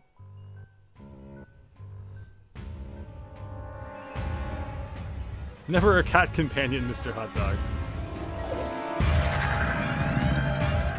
Yeah, I thought they were going to start with the Tears of the Kingdom. Whoa, July 21st. There we go. Another summer release. Yeah, Nintendo released another game. Hello, everyone. I'm Shinya Takahashi, and I'll be your guide for today's Nintendo Direct. That was the latest trailer for Pikmin 4. A dog-like creature was spotted. What kinds of things will it show us? Please look forward to more information in the future. Let's see our first batch of Nintendo Switch headlines. Hopefully the volume was good there. If anything needs to be adjusted, just let me know. This new hero is a real gem. Introducing Volume 3 of the Xenoblade Chronicles 3 Oh, of course. Expansion Yeah, Pass we didn't talk DLC. about Xenoblade at all Lapterist extraordinaire. in our pre-show. Say hello to Masha, this isn't the surprising to newest see more hero DLC. and a refined Lapidarist. she can use special ore to craft accessories that can bestow various effects. Challenge battles with roguelike elements are also being added. Yeah, Xenoblade's Select another only series one that character Nintendo and battle wave really after focuses on wave these of days. enemies.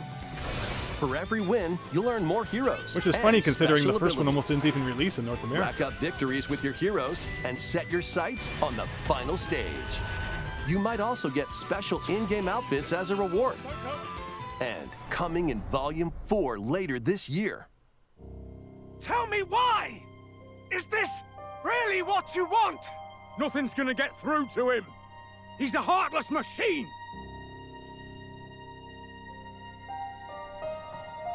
Like killing Granddad wasn't Looks enough beautiful for you? anyway. Volume 3 of They're the very Xenoblade nice-looking Chronicles 3 expansion pass for the Xenoblade Chronicles 3 game launches on the Nintendo Switch Ooh, a system week from now. February 15th. Ready? Shake it, amigo! Well, in the chat, people were asking for rhythm games, so Move to the beat in a brand new Samba de Amigo game. wow. Grab your Joy-Con controllers and gently shake them like maracas to match the targets. No during the more song. maracas accessory anymore. Just do it with the Joy-Cons. Follow the instructions on screen to pose and dance. Well, it's definitely a series I didn't expect to see But today, the so unexpected might happen, so stay on your toes. Why not dance with a friend to predict your compatibility in Love Checker? 100%. Make sure to show up in style too. Still zero harvesting Compete games. online in World Party. Those with the lowest scores in each round will Give be it time. This could eliminated. have like a farming Keep the DLC beat or and something. aim for first place. 40 songs are included, spanning a multitude of genres from around the world. So grab those controllers and get shaken when Samba de Amigo Party Central shimmies onto Nintendo Switch this summer.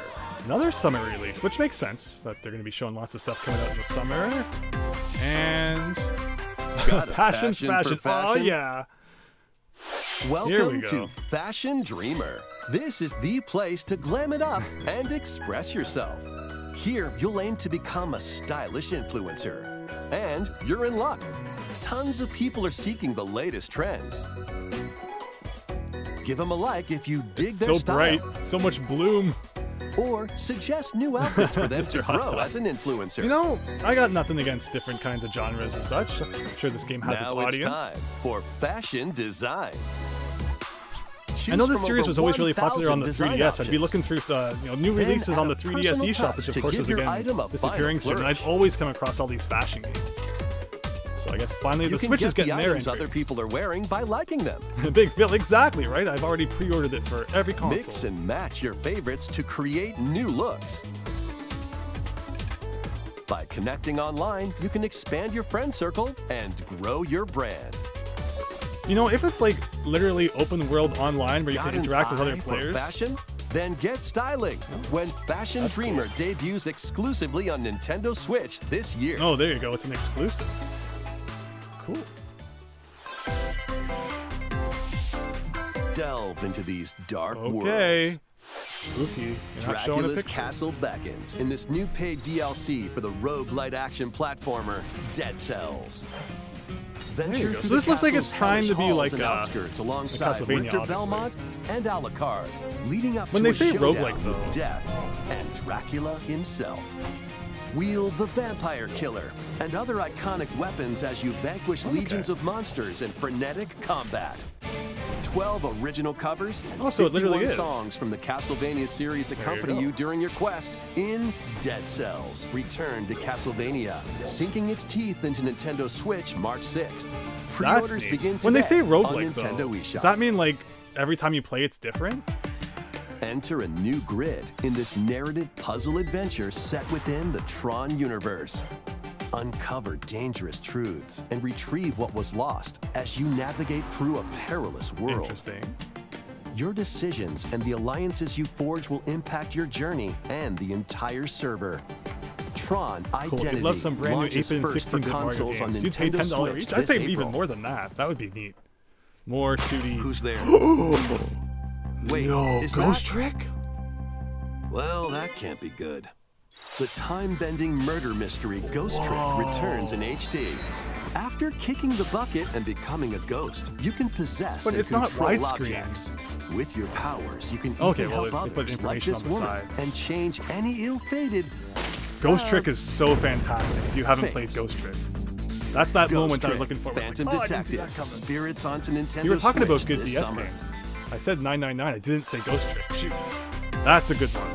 2 connected worlds, 1 suspenseful thriller. Bring back Ghost Trick. 問題ない交際費まだ無茶を食べろ言っても無駄だし任せろ つ Deca. いに来たなここがポリスセンターデカシムは刑事訓練用の仮想空間現実がコピーされた世界すごいここ本当に仮想空間なの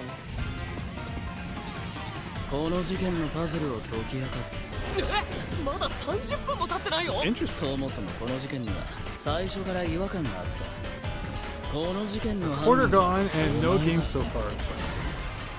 警察だおとなしくしろ武力兵器の使用 Yeah, it's funny. We were just デカ talking バ about ンクに old かざした DS games kind of being lost to time. I think you can play Ghost Trick on like mobile as well. Capcom always seems to do that. Release a game on mobile and then bring it to console after.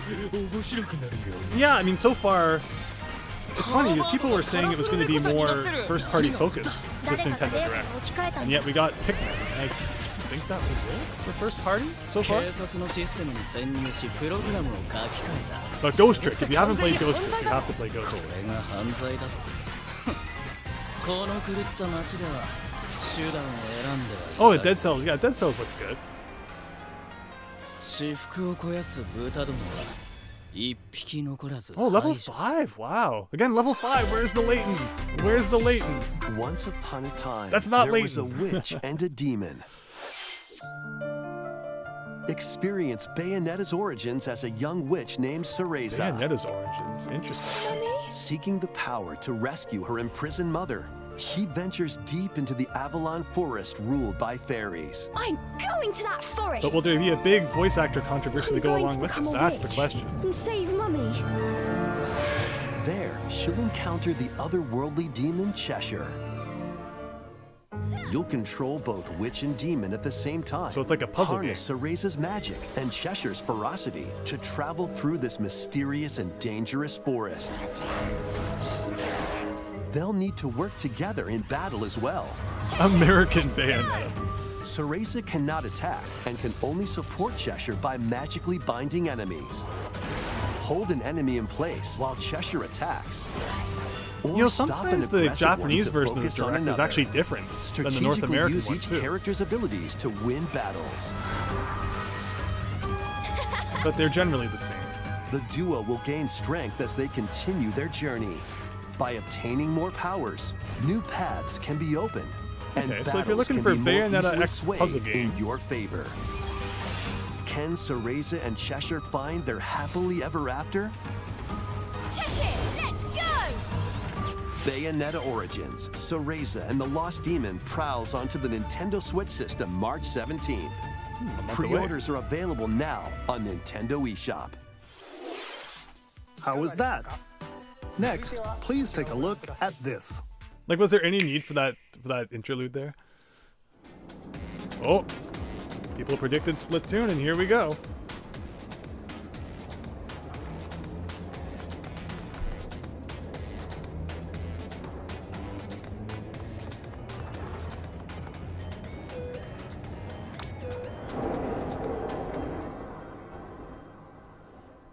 Yeah, like Splatoon 3 is out, so it's cool if they're announcing new stuff for it, but I think people want to see, games that aren't out, right?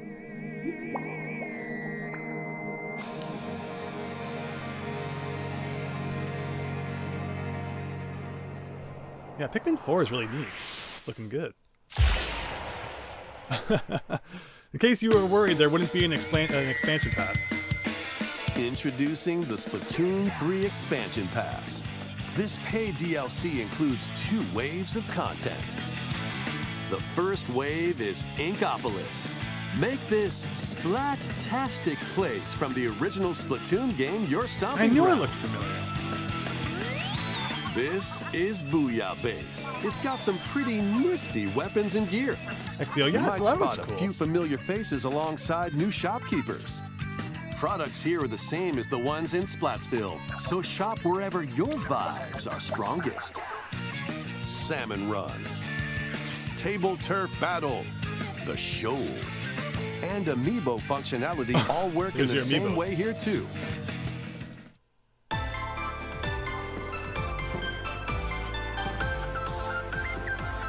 Splatoon has good music. I love the music. The Squid Sisters will also perform here during Splatfests. Need a mix of old school and freshness? Then head over to Inkopolis. The first wave of this paid DLC launches this spring. There you go. Yeah, Splatoon, of course, started on the Wii U. For a long time we thought, oh, Nintendo doesn't make new series anymore. And it's great to see Splatoon still going strong. Oh, what's this? Oh.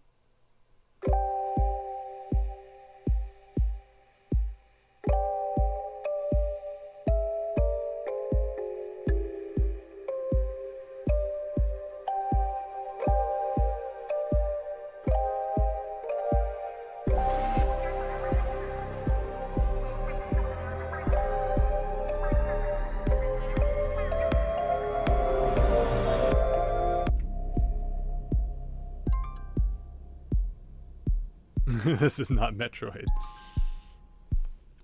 There you go, though. More Splatoon 3 content. Yeah, that was a good vibe there.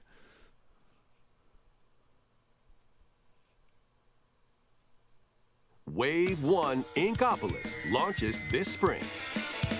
Wave 2 Side Order will launch in the future.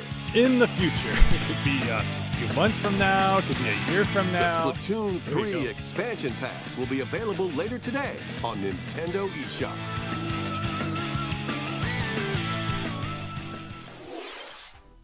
Many people have played Splatoon 3 since its launch. Thank you all very much. We hope players will be able to enjoy the game even more with the upcoming paid expansion pass. Please look forward to more information about Splatoon 3 in the future. Let's see some more Nintendo Switch headlines. All right, Nintendo Switch headlines, here we go. Adventure awaits Mickey and friends on Illusion Okay. Island. Mickey Mouse, Minnie Mouse, Donald Duck Gotta release it before he And goes open Goofy. source or whatever. embark on a new adventure to find 3 magical books and save the mysterious island of Monoth. Again, though, I was promised Run. first-party stuff. Jump I wasn't promised. and swing to explore every nook and cranny of the island.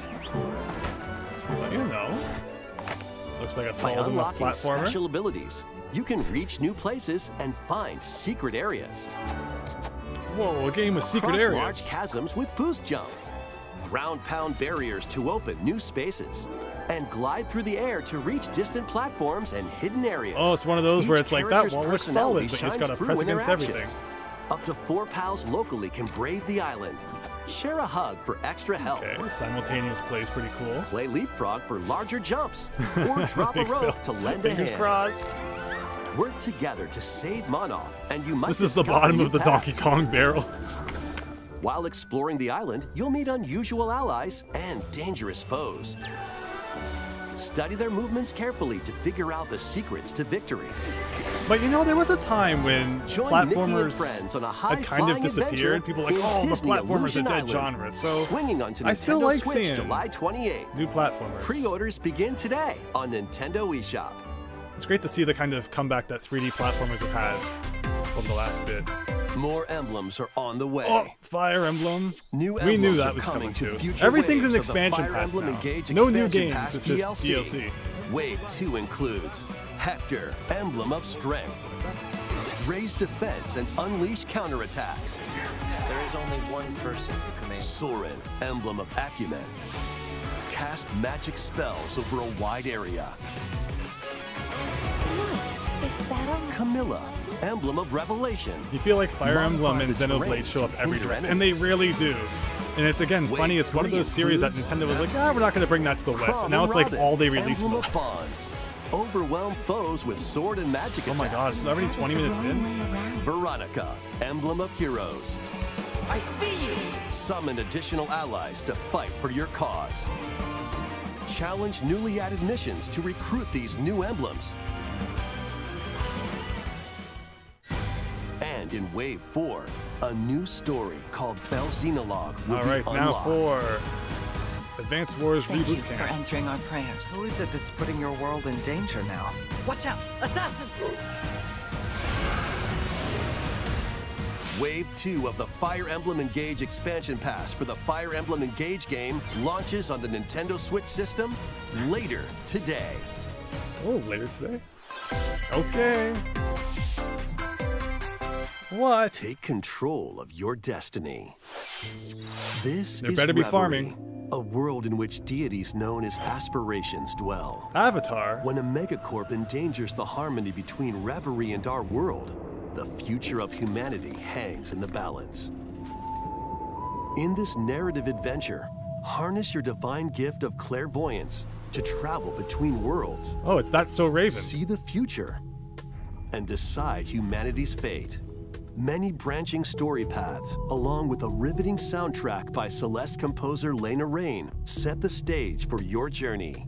Eventually, you'll side with one of the 6 They need a new aspirations console, like especially if they don't bond, have games for their current one. power, or chaos I'm not to sure. change the If they story's if outcome. Nintendo releases a new console, it's not which going to change destiny anything. There will do still you just be Fire aspire? Emblem, Harmony, Xenoblade, the Fall Kirby, of Reverie Mario's. Like, launches first for consoles not on gonna Nintendo change what Switch games come out this for it. June.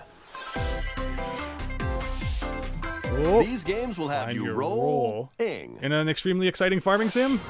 Yes! No, it's Octopath Triangle. Traveler 2 is just 2. around the corner. After today's Nintendo Direct, a demo containing the game's opening hours will be available on Nintendo eShop. You know, I really appreciate that the 2D 8 new RPG stories is still await. going strong. Which Like, path will you take first? I like that. Who will your allies Might not be everyone's and thing, but where will your journey I can appreciate that lead it's you? still Venture through a Square is still brand new keeping it world alive. in Octopath Traveler 2, launching on Nintendo Switch February 24th. Keep it rolling.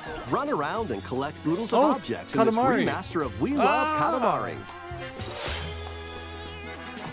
Roll in a Okay, classroom. well, there's another one you zoo, don't expect to see. and Not really my space. kind of game, but New features include playing as the young king of all cosmos in 5 new challenges. And taking photos with a selfie camera. We Love Katamari Reroll plus Royal Reverie comes to Nintendo Switch June 2nd. In addition, active Nintendo Switch Online members can play a free game trial of Katamari Damashi Reroll. Combine the powers of the sun and moon to fend off evil in this turn-based RPG. Freely traverse a breathtaking world. Meet characters from all walks again, of though, I life. appreciate the and 2D devastate RPG foes with representation. timed attacks You just in don't want your battle. whole direct to be that. Complement your journey with enchanting melodies and retro-inspired tunes from the renowned Yasunori Mitsuda, a guest composer for the game. Sea of Stars sails onto Nintendo Switch August 29th. A free demo will launch later today on Nintendo eShop. Duke it out in this free-to-play It's online Crash Bash. multiplayer showdown. Form 2 teams of 3 and challenge others to lightning-fast battles, air hockey style. Wow. Use okay. each striker's Like, skills to it's like dominate arms each match. mixed with air Change hockey. the course trajectory from afar. Whoa, look at that Block skill. areas to gain the advantage. No way. Or knock opponents out of the arena with explosive moves. Oh, I've Omega never seen that Strikers before. Slides onto Nintendo Switch April 27th. Pre-orders for this free-to-play game begin today on Nintendo eShop. Oh, Dive back into the sprawling labyrinth. A collection of the first 3 Etrian Odyssey games is coming to Nintendo Switch, remastered in HD. okay. Many treasures lie deep within a massive labyrinth. Mario Strikers air hockey. Its There we paths go. are intertwined, and vicious monsters lurk in the shadows. A blank Yeah, I map guess is there's a your lot of only 2D guide. RPGs on it, I suppose. By drawing the map as you explore, you can progress even further. Wow. Venture into the labyrinth I with beat my 5 first adventurers. first-person As the guild RPG leader, last year you'll with assign the them Bard's roles, Tale. like the I Allied drew all my Defending maps Protector on graph or the paper. I showed that in a ultra-fast video Dark once. Hunter.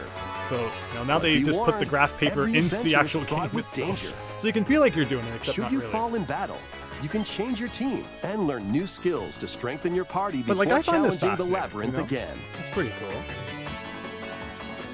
24 newly drawn character illustrations are The included. Rebel, yeah, I mean, they definitely have their, Plus, take they're advantage fans, of right? new difficulty I get that they're options not for everyone. and a new auto mapping function. And for again, this is smoother not the first exploration. party games we were promised. Etrian Odyssey Origins Collection launches on Nintendo Switch June 1st.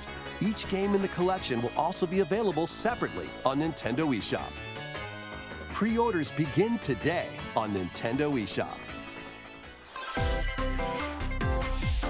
Get your finally! tactical skills Finally, ready. Nintendo. Release that thing. Calling all strategy fans. The Advance Wars 1+2 Reboot Camp game is only a couple of months away. Join Andy, Said that last Max, time. Sammy, and more in 2 full-story campaigns, each one filled with colorful But turn-based good. I was tactical really afraid action. this game was going to get like shelved and never come Flex out. your so strategic muscles thank across a multitude of modes. Design your own maps and share them with friends. Plus, go head-to-head in local and online play. Advance Wars 1+2 Reboot Yay! Camp comes to Nintendo 2 Switch months, April pretty 21st. Pre-orders begin today. Assuming on nothing Nintendo happens that it eShop. gets delayed again. Please no.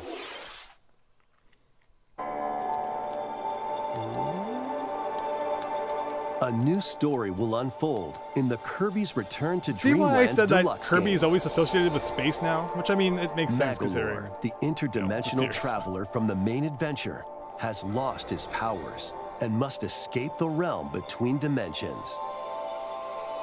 Yeah, here's that Return to Dreamland we were talking about.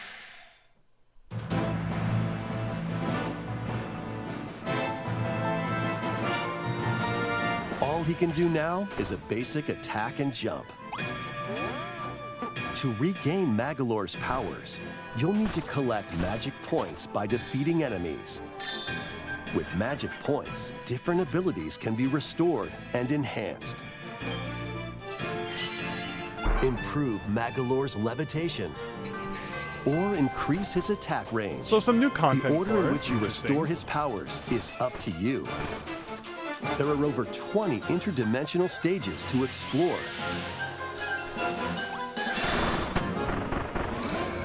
Yeah, that's Up the to thing, 4 right? Like, players on the same even system Nintendo can venture through remasters this or remakes mysterious realm are together. always full price. Or I've already mentioned, you know, you can get like the Crash Can Bandicoot Magalore Insane Trilogy restore for his like powers $40. and safely That's 3 return to his world? amazing games that look really You can nice compared to how access they this used to. new epilogue after clearing story mode. This one doesn't even really feel like they upped the models that much or anything, but it could just be the stream quality making it look like that. After today's Nintendo Direct, a demo will be available on Nintendo eShop. Up to 4 players can play a specially arranged demo with select stages and sub. Randy, I agree. That's one of the Kirby's reasons Return I to don't play too Dreamland many Deluxe Kirby games launches because on the Nintendo I find Switch them system a little too February easy for 24th. me. Pre-orders are available now on Nintendo eShop. I have 100%ed We hope Crystal you're looking Shards forward and to the the new NES story one. in Kirby's Return to Dreamland Deluxe. Those were both fun. Next, here's some news about Nintendo Switch Online. Please take a look Game Boy at app, this. Game Boy app, Game Boy app. We got 10 more minutes to talk about a Game Boy app. Ah, there we go. There we go. Psych, not really. Game Boy It was games so are being obvious. added to It was Nintendo so Switch obvious. Online. On Ooh, Nintendo Game Boy Switch, Color. you can play these games anytime, anywhere, just like you could back in the day. Randy, yes. Oh, online Tetris, Let's here we introduce go. the games that will be available at launch. Tetris. Arrange the falling tetraminos and aim for a high score. Took half an hour, everyone, but we made it. Super Mario Land 2. Is 6 anyone golden actually going to coins. play it with like the green Reclaim filter the on? castle that Wario stole from you. I hope there's an option to make it black and white. The Legend of Zelda: Link's Awakening DX. Awaken the Windfish to escape Koholint Island. Gargoyle's Quest. Oh, there you go. I Save beat the second Ghoul one on Realm the as NES. Firebrand from the Ghosts and Goblins series. Game & Watch Gallery 3. Play an assortment of Game & Game Watch Watch Gallery titles. 3? Only the third one? Kind of random. I mean, they're probably just pointing Alone in that the out. Dark. The New Nightmare. solve a murder mystery on the supernatural Shadow Island. Metroid 2, Return of Samus. Destroy the Metroids hiding on planet SR-388. Wario Land 3. Traverse a world that changes between day and night based on your actions. Here we go. I just replayed Wario Land 1 through 3.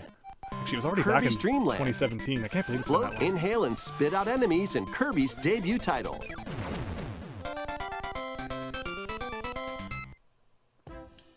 You can use the Game Boy, Game Boy Pocket, There we go. or Game Boy Color screen filters. Up to 2 players can play compatible games together locally or online. Or online, yes. More games will be added in the Oracle's future. Pokemon trading card game, one of my favorites, especially the sequel. Oh, And- you did it, Nintendo. You did it. Oh, it keeps going. It keeps going. Game Boy Advance games are being added to Nintendo Switch Online Plus expansion pack. Yes. Here are the games that you Yes! can play at launch. Mario Advance 4. Super Mario Advance 4. Super Mario Brothers 3. Yes. Play 38 yes. extra levels from the I'm Nintendo so excited. e-reader accessory. Breaking everything. WarioWare Inc. Mega Micro Games. Yes, Experience Nintendo, you the did it. origins of the You lightning finally fast did micro it. games. Kuru Kuru Kururin. Guide the spinning stick to the goal without hitting obstacles. Mario Kart Super Circuit. Race in the first Mario Kart game created for a portable system. Wow. I can't believe they went right to Game Mario Boy and Advance. Luigi Look at Superstar that. Saga. Venture through a zany world and fight with equally zany attacks. You figure they would do like Game Boy one year and then like maybe Game Boy Advance The next year or Legend of something, Zelda, but the there you Minish go. Cap. Shrink to miniature size and dive into a big adventure.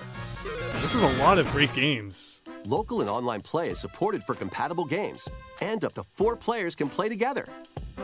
Wow. Win. More games will be added to this library as well. After this presentation, you can play these Game Boy titles with the Nintendo Switch Online membership. Yes. Or play both Game Boy and Game Boy Advance titles with the Nintendo Switch Online Plus expansion pack membership. Oh, so the Game Boy is just basic, and then the advances you need the expansion pass. There you go. Select Game Boy titles will be playable on Nintendo Switch. They just said that. And after today's Nintendo Direct, you'll be able to play the Game Boy and Game Boy Advance titles we introduced. Hey, look, a new F-Zero, exactly, Please look right? forward to more information about Nintendo Switch Online and Nintendo Switch Online Plus expansion pack in the future. Let's see a few more headlines.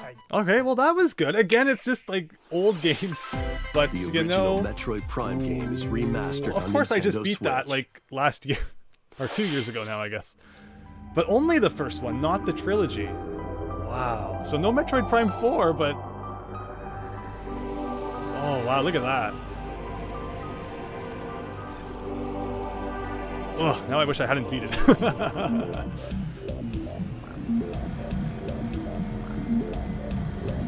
Very cool.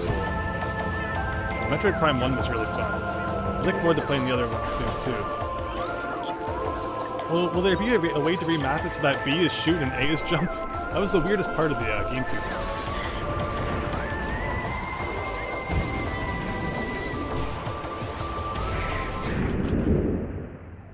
I feel like they did that because A was the biggest button on the GameCube controller, and you're going to be pressing shoot more than anything, but it was just a weird choice to do that. The first Metroid Prime game, originally released on the Nintendo GameCube system, has been remastered for Nintendo Switch.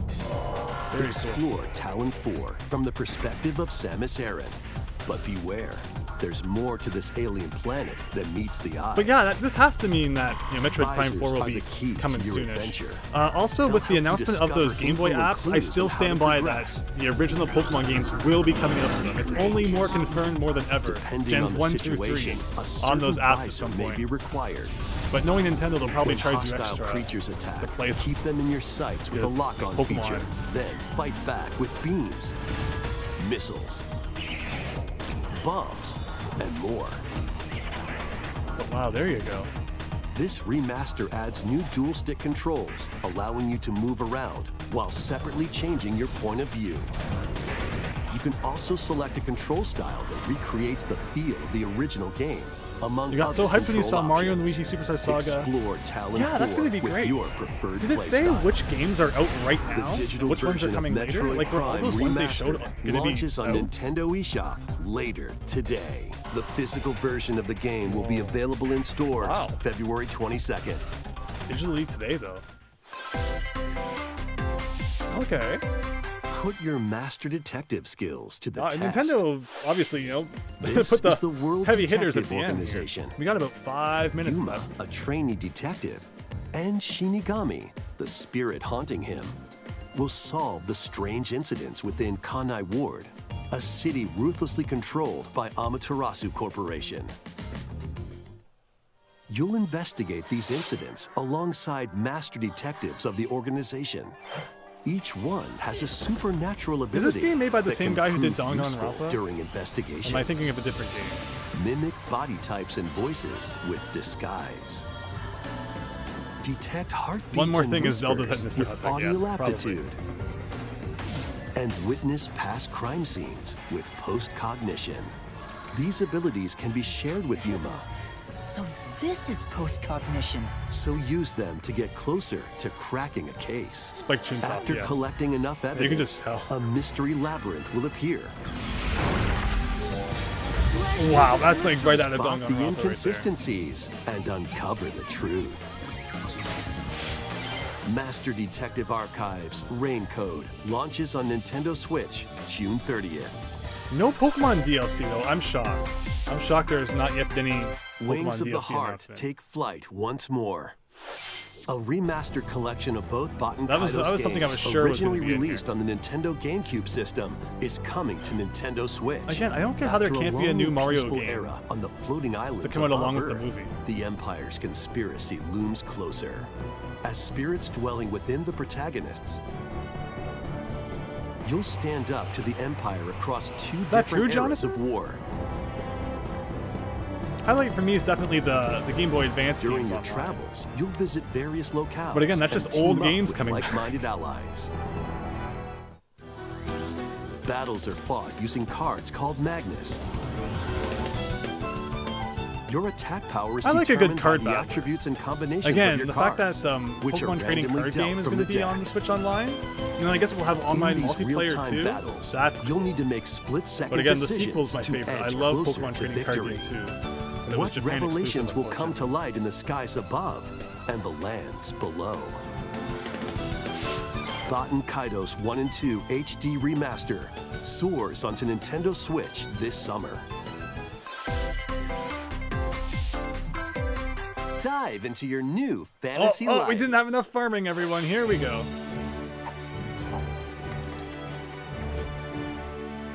Live the life you want in a new fantasy life game The girl who steals while time. exploring the once thriving island. Look at her right now. She's stealing You'll time. meet a mysterious girl.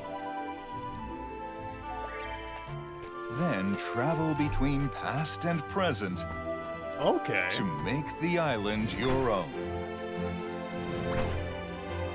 Become a woodcutter, angler, I did that in RuneScape like 20 years ago. blacksmith, paladin, magician, and more. Take on different roles to develop the island. How will you rebuild? This life is yours to live. After 1,000 years, the restoration is about to begin. Been 1,000 Life years to get around to R, that? The girl who steals time. Oh, level 5 again. Level 5. Where is Layton? It was like your most popular series. Why do you hate him so much now?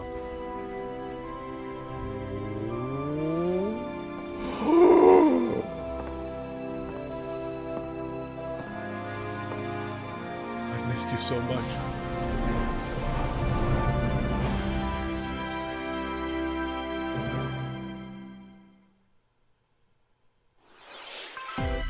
Wave 4 is racing in.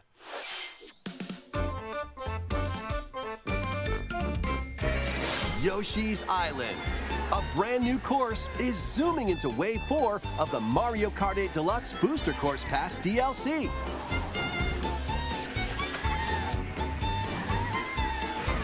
Wow. Birdo, who originally hit the track in Mario Kart Double Dash, is also being added to Wave 4. I'm so happy. Wave 4 of the Mario Kart 8 Deluxe Booster Course Pass DLC for the Mario Kart 8 When does Deluxe that come game out? races onto the Nintendo Switch system this spring. Yeah.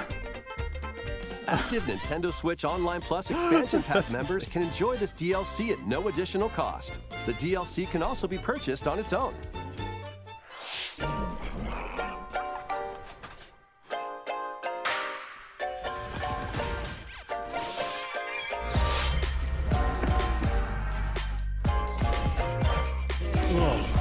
It doesn't work with the headphones on. There you go. Leighton's back, baby!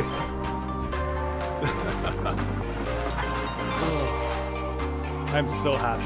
I am so happy. Oh, Battle Network! Battle Network!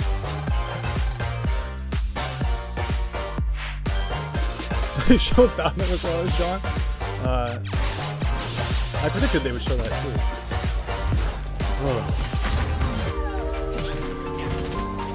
I'm so happy there's gonna be more Professor Layton. Again, as long as it's not some mobile thing that just gets a Switch port or something. Finally. Again, 10 years since Ozran Legacy came out.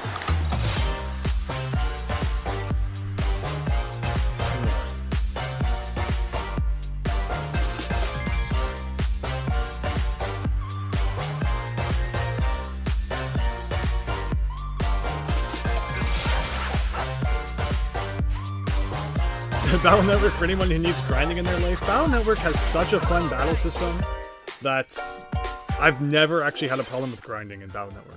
Thank you for staying with us so far. Oh, so far. This will be our last segment. Oh, I wonder Please if it will take a be look. Tears of the Kingdom.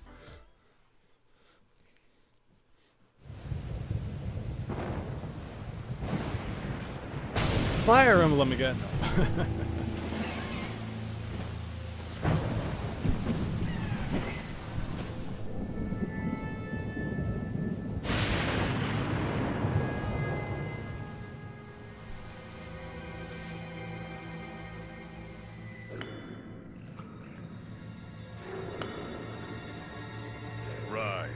Rise, my servants.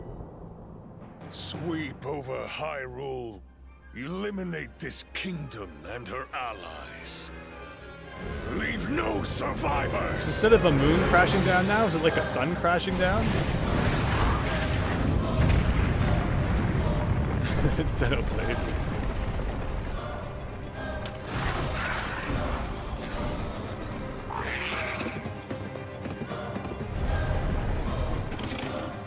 Ganon speaks?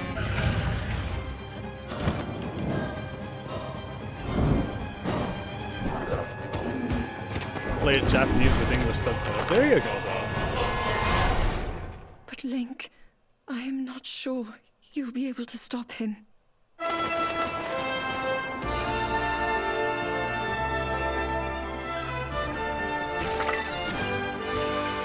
So it's basically like Skyward Sword X Breath of the Wild.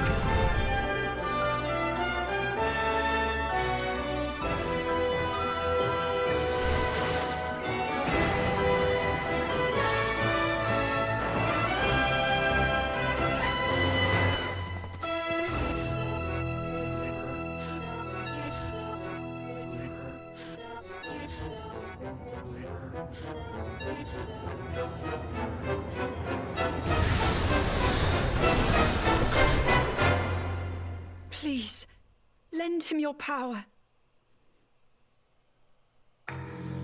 Oh, it still says May. There you go.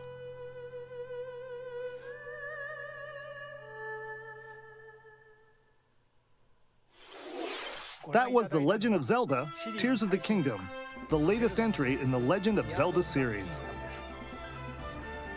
In addition to the standard version, A collector's edition of the game containing various items will release on launch day. A new amiibo figure of Link from this game will also be available on the same day.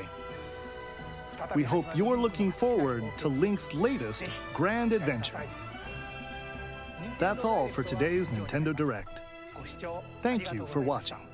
Well, there you go. Started off a bit rocky, but it really kind of made up for it in the end. Professor Layton, whoa! Again, there wasn't much detail there, but like that little 15-second trailer just made like my whole day. Wow, so that's definitely the thing I'll be keeping my eye on the most. Otherwise, there was like a little bit of Battle Network, but I mean, we know what that looked like. Breath of the Wild 2, Tears of the Kingdom, additional footage. Again, not much of that. You figure they would have spent like a good 5-10 minutes talking about Tears of the Kingdom, and yet it was only like a little tiny thing at the end. See you later, Mr. Hot Dog. Thanks for stopping by the stream. That was a lot of fun. I enjoyed doing that live reaction, and I guess if what they say is true, the Game Boy app will already be out. RC Shaggy, take care. Yeah, I'm very curious which games are on that. In fact, I'm going to go grab it, and I'll be right back.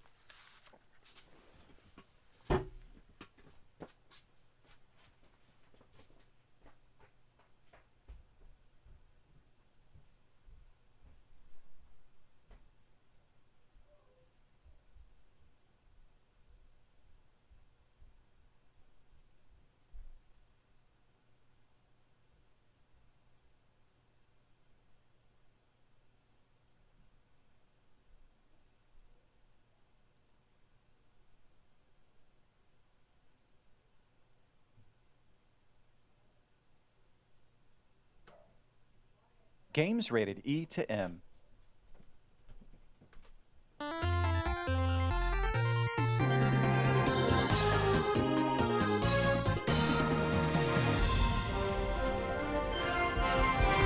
Welcome to Nintendo Power Podcast. This episode, we reveal your fan-favorite Nintendo Switch games of 2022.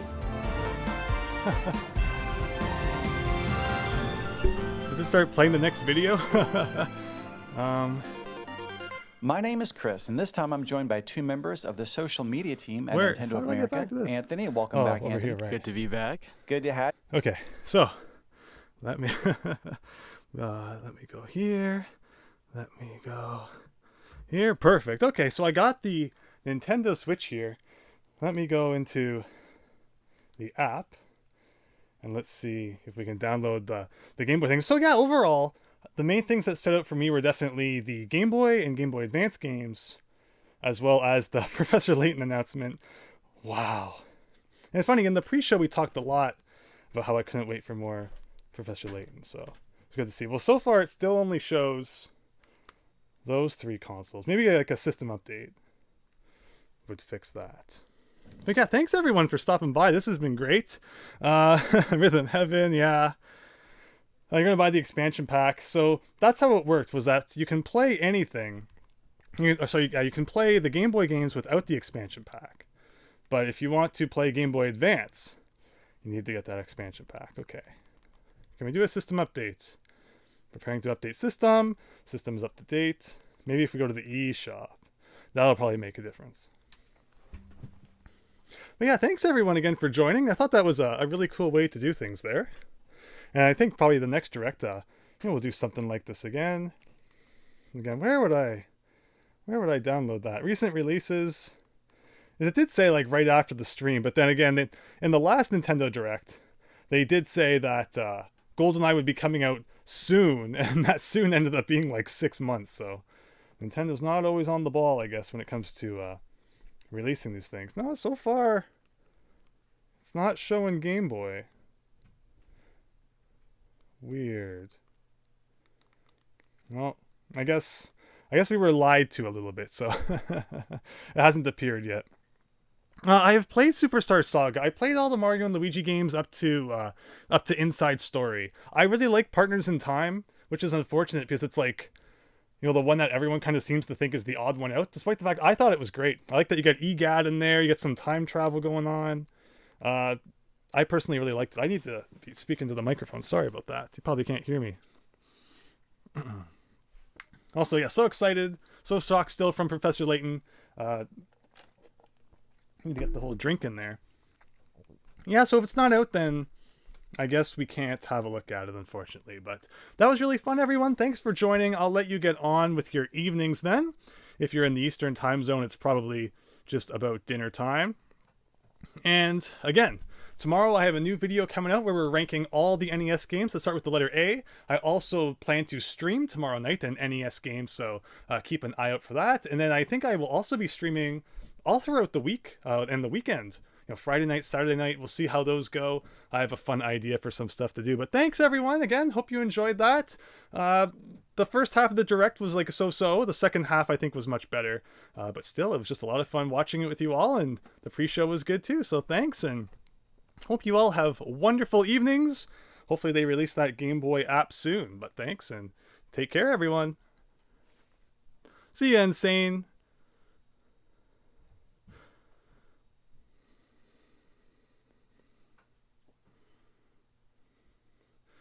Have a good night, everybody.